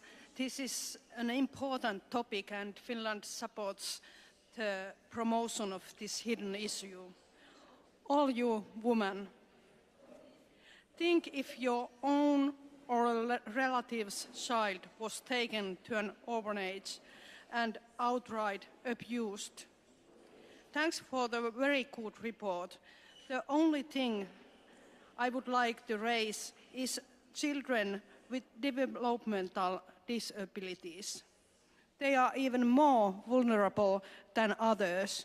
Could they be included in the report, please?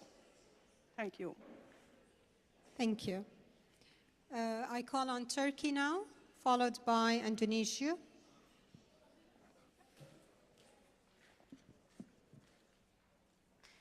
Thank you, Madam Chair. I would also like to deliver my speech in line with the agenda of this important forum. Unfortunately, today, we have to think about how women in Gaza Strip can survive, just survive, and keep their children and family alive. We are deeply touched by the pain of the tragedy occurring in Palestine, Gaza, in front of our eyes.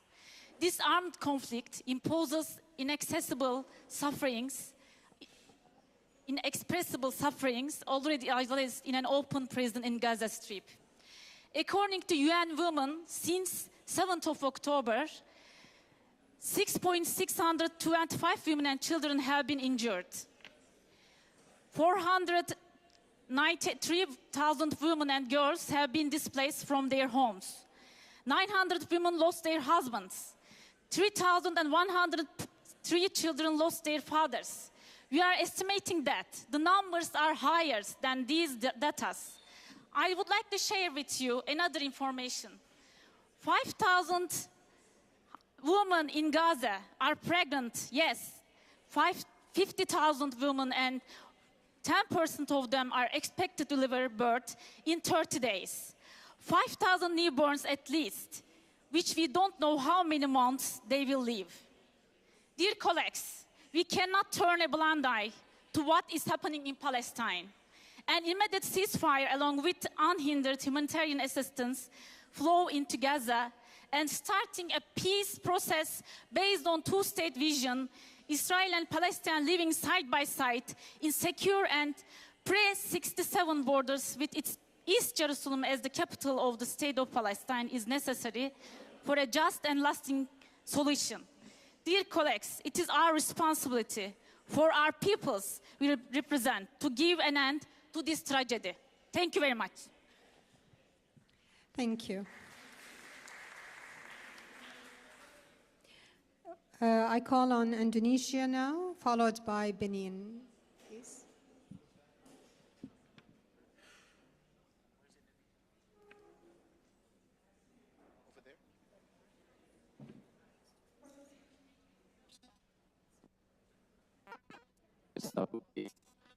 Thank you very much. First, about the speech from Thank you very much.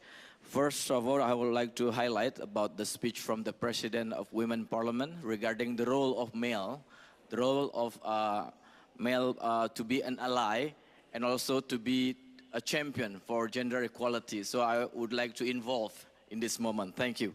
My name is Putu Supadma Rudana. I'm a member of the Committee for Inter-Parliamentary Cooperation of the Indonesian House of Representatives. It is truly an honor to attend and participate in this forum today, and I hope that the outcome of this meeting will further empower women as a way to achieve gender equality. Orphanage trafficking, which defined as the process of children being transferred and recruited into of children into orphanage for a purpose of exploitation and financial gain should be vehemently condemned. Such despicable act put children, including girls, at increased risk of exploitation, violence, and abuse. The severe socioeconomic impact can last also during their youth and adulthood, impacting their social and economic life. To this end, we, of course, women and men, should stand in solidarity with the victims, and we must never give up the fight against trafficking. The resolution must therefore focus on building a coalition that consists various groups, including women, girls, and also male allies, to campaign on advocate for elimination of orphanage trafficking. Furthermore, at national level, the resolution must urge countries to adopt and effectively implement necessary national policy and or other measures on human trafficking, criminalize the perpetrators, prevent it to occur. In this regard, we should also mainstream gender equality in policy-making process and engage and involve in the women, girl, and also male who are, women and girls who are the victims of orphanage trafficking and deliberation. Speaking of legal frameworks, Indonesia currently has law on elimination of the crime of human trafficking, law on child protection, and the presidential decree on the National Plan of Action on the elimination of trafficking in women and children. Women should also economically be empowered through necessary measures so that they will not have to go through an experience where they have to see their children being placed in orphanages or other facilities due to poverty. According to the United Nations, approximately about 340 million women and girls may live in extreme poverty by 2030. Please. This should harm us. Last but not least, as part of the remedies, the resolution should ensure the relevant institution to keep monitoring the social and economic development of victims of orphanage trafficking, including women and girls that experience it during their childhood, so as to ensure that they are fully recovered. Thank you very much. Thank you. Thank you. I call on Benin, please, followed by Egypt.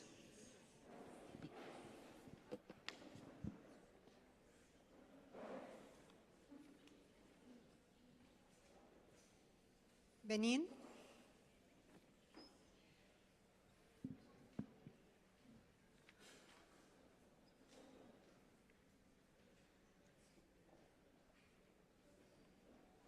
Merci, Madame la Présidente.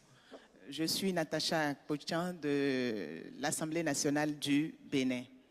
Chers collègues, je voudrais remercier la Présidente pour le rapport qui nous a été présenté. Au niveau du Bénin, je voudrais rappeler que la législation a fortement été renforcée pour la protection des enfants, parce que la question de la traite des enfants et particulièrement des enfants dans les orphelinats, c'est une question importante qui s'est renforcée ces derniers temps. Donc, je pense que les législations insuffisantes et les législations inappliquées doivent être revues et il doit y avoir une coopération. Mais il ne s'agit pas que de questions de législation. À notre avis, il faut se pencher sur les facteurs favorisant la traite dans les orphelinats. Et principalement, nous avons la pauvreté en premier lieu, le faible niveau d'instruction, l'insécurité économique des femmes, l'abandon des enfants, l'absence de possibilités d'emploi et l'inefficacité des mesures de contrôle. Il est important que nous prenions des législations, que nous renforcions les législations, mais il est encore plus important que dans le cadre du contrôle de l'action de nos gouvernements, nous travaillons à voir comment c'est appliqué. Le contrôle est important. Il ne faut pas faire preuve de légèreté. Le Bénin, ces derniers temps, a beaucoup travaillé à l'assainissement des centres d'accueil et de protection des enfants. Les questions d'adoption illégale sont des questions qui n'impliquent pas que les seuls pays du Sud, il y a les pays du Nord qui sont impliqués aussi. Donc, travaillons à trouver aussi des solutions par rapport à ceux qui viennent faire et favoriser cette traite des enfants. Je voudrais rappeler que le Bénin soutient cette résolution et a d'ailleurs fait des amendements à ce sujet-là. Nous avons, dans le cadre de la réduction de la vulnérabilité des filles et de leurs familles, travaillé à renforcer des structures qui accompagnent les jeunes filles. Nous avons lancé des campagnes de sensibilisation, de lutte contre la traite, ciblant les femmes et les filles, et la mise en place de programmes d'emploi, de protection sociale, d'éducation et d'aide financière, ciblant les femmes et les filles exposées au risque de traite. Et il y a aussi le soutien et la protection juridique et sociale en assurant la conformité des systèmes juridiques. Le Bénin a créé un institut de la femme qui aujourd'hui a la capacité d'ester en justice et de se porter partie civile en ce qui concerne les violences faites aux filles et aux femmes. Donc je voudrais qu'en dehors de la législation, que nous travaillons à contrôler la mise en œuvre de la législation dans nos pays. Le contrôle de l'action des gouvernements me paraît très important. Je vous remercie. Thank you. I call on Egypt now, followed by Ukraine.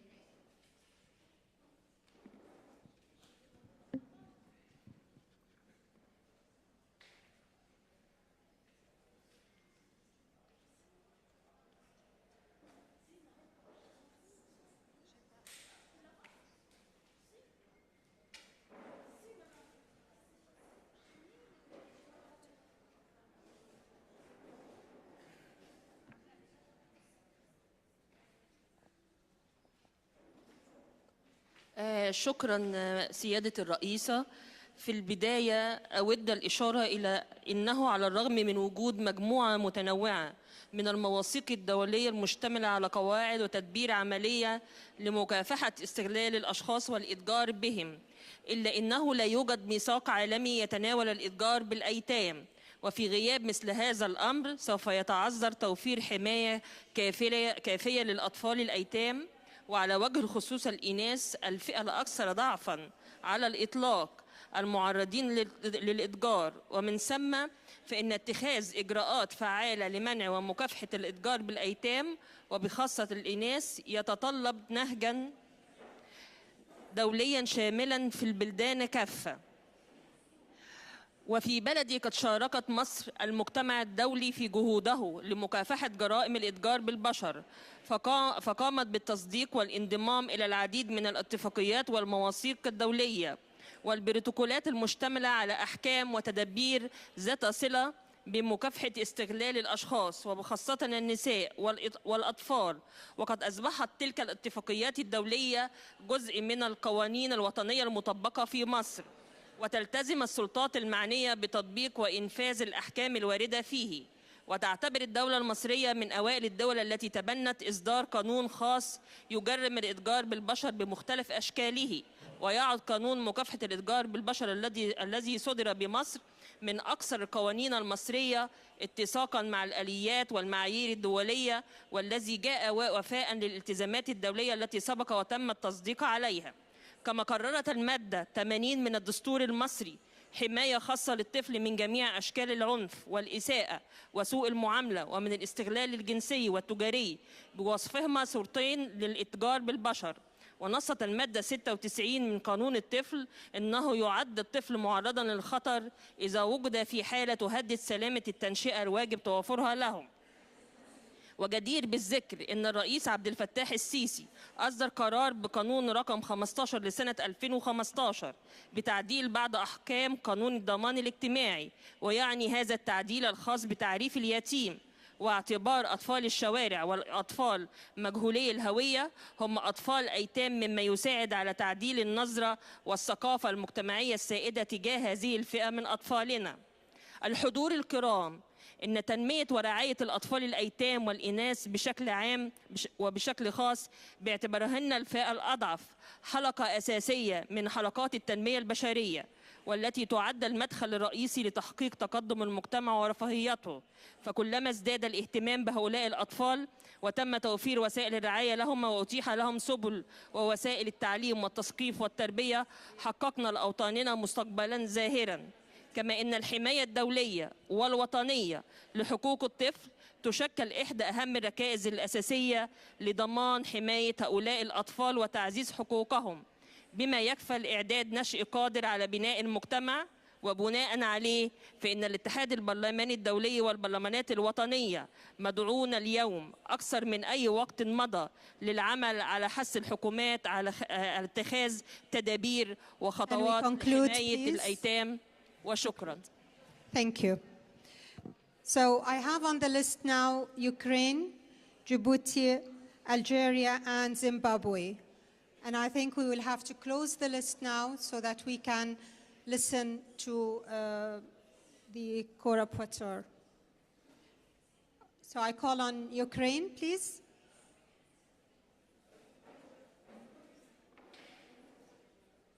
Thank you, Chair. President, dear colleagues, it's a real pleasure to see you all in person and to be able to participate in the discussion of this topic. The topic of today is very painful for many of our countries. It tackles crimes against the most vulnerable of the vulnerable, our children. And it is often, and more likely so, that girls will become victims of these crimes. Now, when talking of the topic of orphanage trafficking from the perspective of Ukraine, I have to speak about the 19,546 Ukrainian children who have been illegally abducted by Russian troops. Russian occupying authorities that illegally control territories of Ukraine use all kinds of instruments to separate the children from their rightful and lawful families. Through filtration procedures or simply by orphaning these children by killing their parents. The Ukrainian children are then taken, no, not taken, they are deported to Russia. I didn't imagine, to be honest, that I would be speaking on the topic of deportation in an assembly of the 24th century, but nevertheless, this is the case. So, where are the children of Ukraine taken? The Russian child snatcher-in-chief, ombudswoman of Russia, Maria Lvova-Belova, both taken the Ukrainian children to institutions for Russification, as well as for the mentally delayed, as she calls them. These children are rarely seen again. Russia actually changed its legislation in 2022 to expedite adoption procedures specifically for Ukrainian children. Once the Ukrainian children are in the Russian families, their identity is erased and stolen from them. But also, once in the Russian families, these children become untraceable for Ukrainian authorities and their actual families, as well as the international community NGOs. Today, Ukraine managed to return a little more than 400 of our children from this forced captivity of another state. Our authorities do all possible to bring back the remaining 19,500 children. These are just the ones who have been identified. However, this is a slow case-by-case process where each case, each child is negotiated individually. Today, the international community must stand together and put pressure on Russia to stop Ukrainian children as prisoners of war. And I am also inviting you, colleagues, to a side event Ukraine is hosting this Wednesday on the 25th of October within the framework of this assembly entitled Lives Beyond Borders, Remembering Children Lost to War, so that we can talk about the most vulnerable of the vulnerable, our youth, our future that is being affected by the crimes of the war. This event will take place from 1 p.m. to 2:30 p.m. in Tienda 1, so please welcome and share this information within your delegations. Thank you. Thank you. I call on Djibouti, please, followed by Algeria.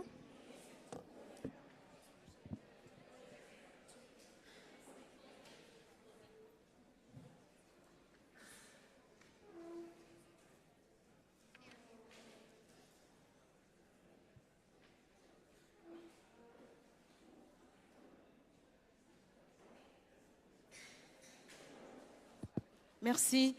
Madame la Présidente de l'UIP, Mesdames la Présidente de séance, Mesdames les rapporteurs sur la résolution de la traite des enfants, je voudrais ici remercier le pays hôte et également l'UIP en ce qui concerne la question qui est hautement stratégique et qui nous est concernée.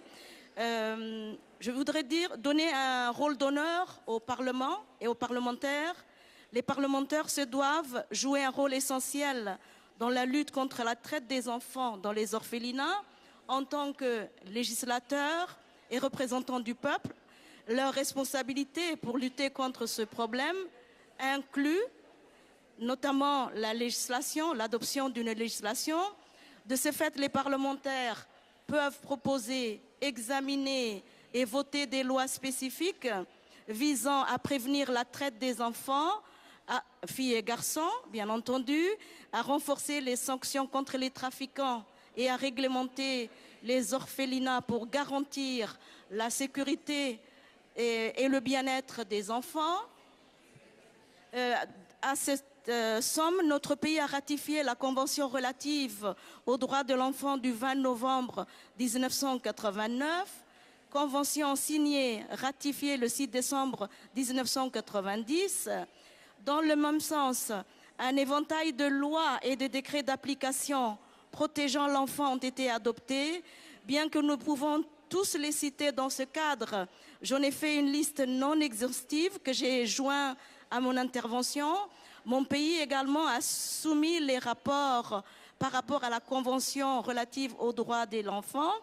Les parlementaires également doivent être engagés dans la surveillance de la mise en œuvre des lois et politiques existantes pour assurer que ces lois soient efficaces dans la lutte contre la traite. Les parlementaires également peuvent organiser des enquêtes et évaluer la situation dans les orphelinats.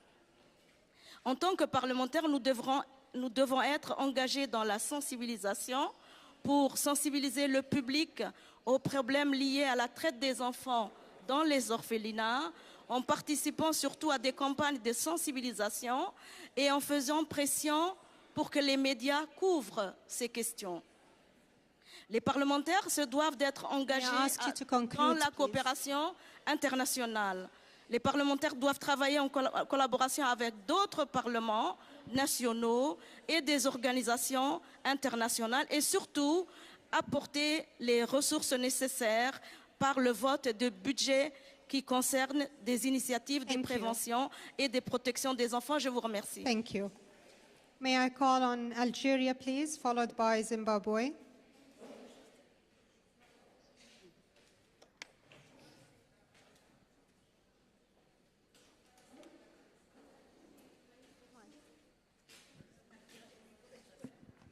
شكرا السيدة رئيسة الجلسة، السيدة الرئيسة لهذا المنتدى، السيدات والسادة أعضاء المكتب، زميلاتي زملائي، السلام عليكم ورحمة الله وبركاته.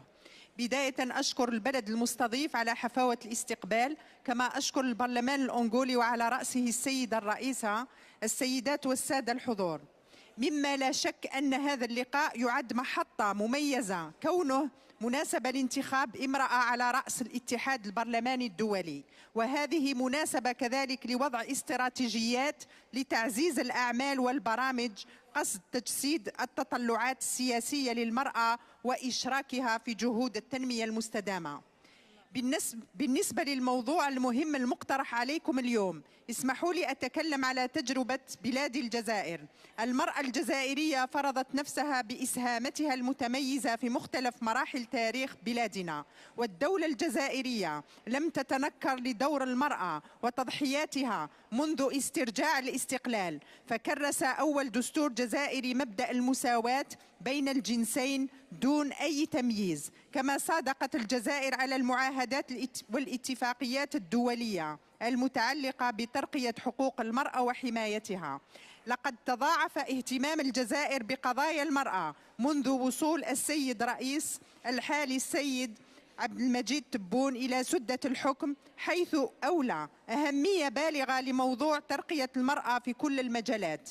كما حرص السيد الرئيس على دسترة حماية المرأة من العنف، حيث نص الدستور الجزائري الأخير في المادة 40 تحمي الدولة المرأة من كل أشكال العنف في كل الأماكن والظروف في الفضاء العمومي وفي المجالين المهني والخاص. تسعى الجزائر إلى تكييف تشريعاتها الوطنية مع الالتزامات الناتجة عن الاتفاقيات الدولية التي صادقت عليها، فالمشرع الجزائري أولى حماية خاصة للفرد، كما جرم مجموعة من الأفعال التي تكون ضحيتها المرأة والطفل. الدولة الجزائرية ملتزمة بدعم كل المبادرات الرامية إلى تعزيز حقوق المرأة ونبذ كل أشكال العنف ضدها بالتنسيق مع المنظمات الأممية وفي إطار التعاون مع الدول من أجل تحقيق أهداف التنمية المستدامة آفاق 2030. إن الدور الفعال للمرأة في تنمية المجتمع في مختلف المجالات لن يتآتى بدون حمايتها، وأؤكد أن المرأة تعد شريكاً أساسياً وفعالاً في مسار التنمية الشاملة والمستدامة. السيدات والسادة، أمام موضوعنا اليوم المتعلق بمكافحة العنف ضد المرأة والطفل، لا يفوتني أن أطلب منكم الدعم للبند الطارئ المقترح في المجموعتين الجيوسياسية العربية والإفريقية المتعلق بوقف الممارسات اللا إنسانية في الأراضي الفلسطينية المحتلة. فالأحداث الحالية تسببت في مأساة إنسانية أدت إلى استشهاد الآلاف منها نساء وأطفال، وأشكركم على كرم الإصغاء. Thank you. So I have now Zimbabwe, followed by Oman. And I also have a request for the right of reply from Russia. I will take it and will then close this debate by giving the floor to Ms. Co-Rapporteur, Ms. Reynolds. Thank you, Madam President. Orphanage trafficking is indeed a complex and multifaceted challenge that demands for a comprehensive and coordinated response mechanism involving all stakeholders. As parliamentarians, we have the power and the responsibility to make a difference in the lives of millions of children who are trapped in this form of modern-day slavery. Let us join forces and work together to end orphanage trafficking once and for all. Among these vulnerable children, girls are especially susceptible to sexual exploitation and gender-based violence. Such inequality underscores the urgent need for targeted efforts to protect and empower these young girls. My country, Zimbabwe, has made significant strides to address the growing scourge of orphan trafficking. These include the establishment of an anti-trafficking interministerial committee mandated to oversee the implementation of strategies to curb trafficking in person in Zimbabwe. Zimbabwe also put in place the Zimbabwe Trafficking in Persons National Plan of Action, NAPLAC, as the operational framework for the Trafficking in Persons Act enacted in 2014. This comprehensive strategy underscores Zimbabwe's commitment to combating human trafficking and lays the groundwork for effective measures to identify and support the victims of this deplorable crime. Furthermore, our nation has crafted comprehensive child care policies attentively designed to include a gender perspective. These policies offer a safety net for orphaned children, particularly girls who could otherwise be ensnared by trafficking networks. Going forward, there are several key steps that warrant our consideration. These include the enactment of gender-responsive legislation frameworks that specifically target the protection of the vulnerable, including minors and particularly the girl child. These laws should address the vulnerabilities faced by girls and women, while ensuring equal access to justice and support for survivors. Trafficking takes place both across borders and locally. Parliament in this effort have therefore to work with civil society organizations, the police, immigration officers, community leadership, as well as their counterparts at regional May level. I ask you to conclude, please? This is a lesson we have learned in Zimbabwe, that we must extend our hand to collaborate with other nations, sharing experiences, good practices. I thank you. Thank you. I have Oman now, please.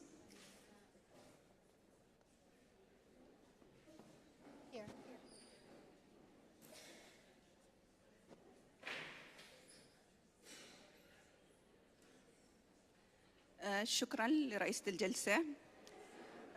أولت سلطنة عمان اهتمام كبير بحماية حقوق الطفل وخاصة الطفل اليتيم والطفل مجهول الأب والوالدين. ففي عام 96 انضمت سلطنة عمان إلى اتفاقية حقوق الطفل، وفي عام 2004 انضمت إلى البروتوكولين الاختياريين الملحقين باتفاقية حقوق الطفل بشأن بيع الأطفال واستغلالهم في البغاء وفي المواد الإباحية.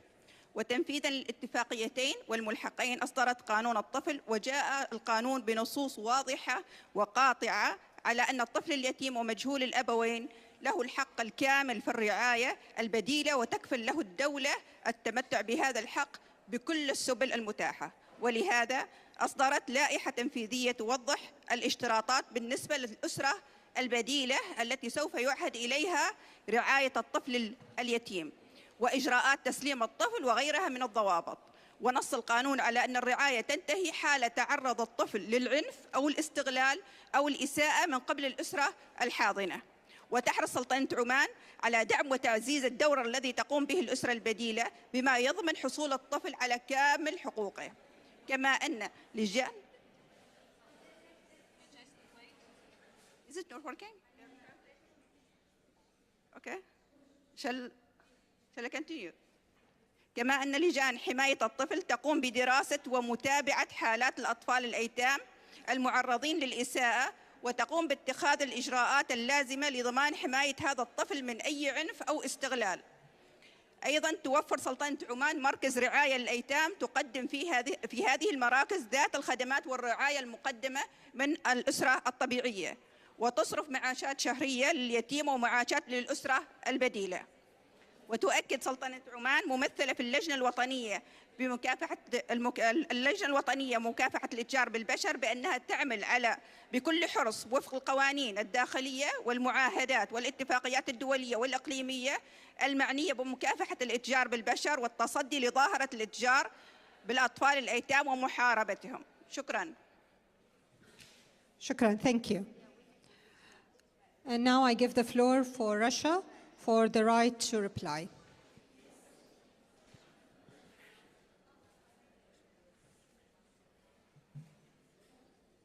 Уважаемая госпожа председательствующая, я воспользовалась правом на ответ украинской стороне. В последнее время Киевом муссируется детская тема, и все эти россказни являются откровенной ложью и клеветой.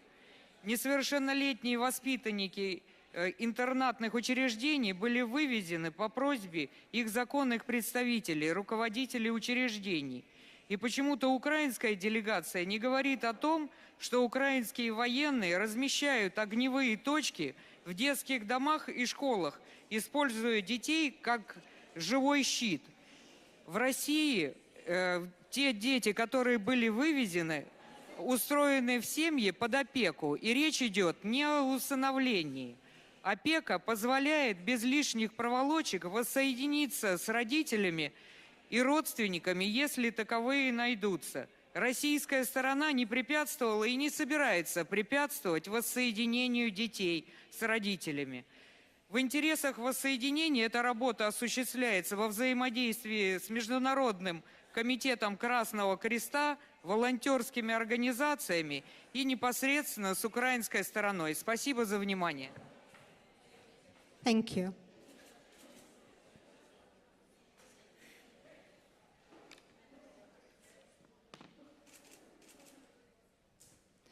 So now I give the floor to Ms. Renaud, co-rapporteur, to give us her final comments. Thank you.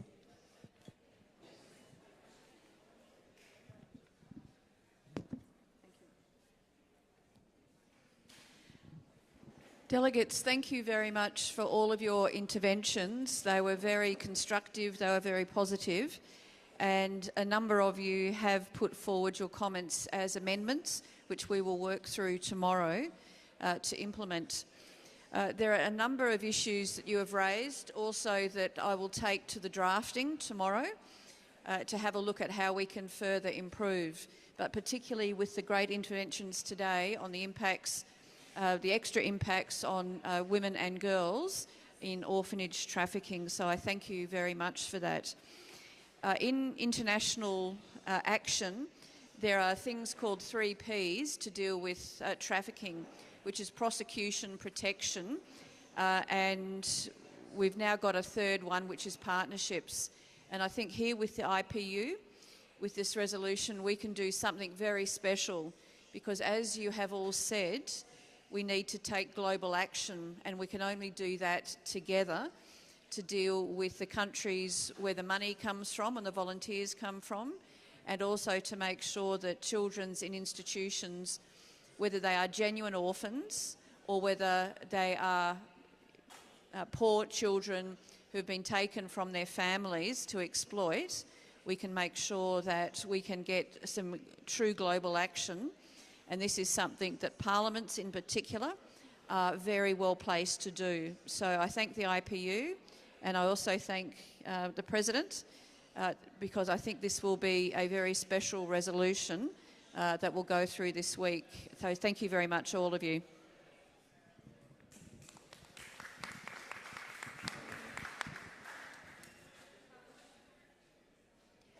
Thank you, Mr. Renaud, for your kind words. Now, dear colleagues, we have come to the end of our business. I wish to thank you all for your thoughtful contributions. Ms. Véronique Rotin and I will now have the difficult task of summarizing the main points of your discussions, our discussions today. Ms. Véronique Rotin will present a report on our debates this afternoon at the Forum of Women Parliamentarians. I remind you that the forum will resume its work at 2:30 p.m. and we look forward to seeing you again this afternoon. Thank you.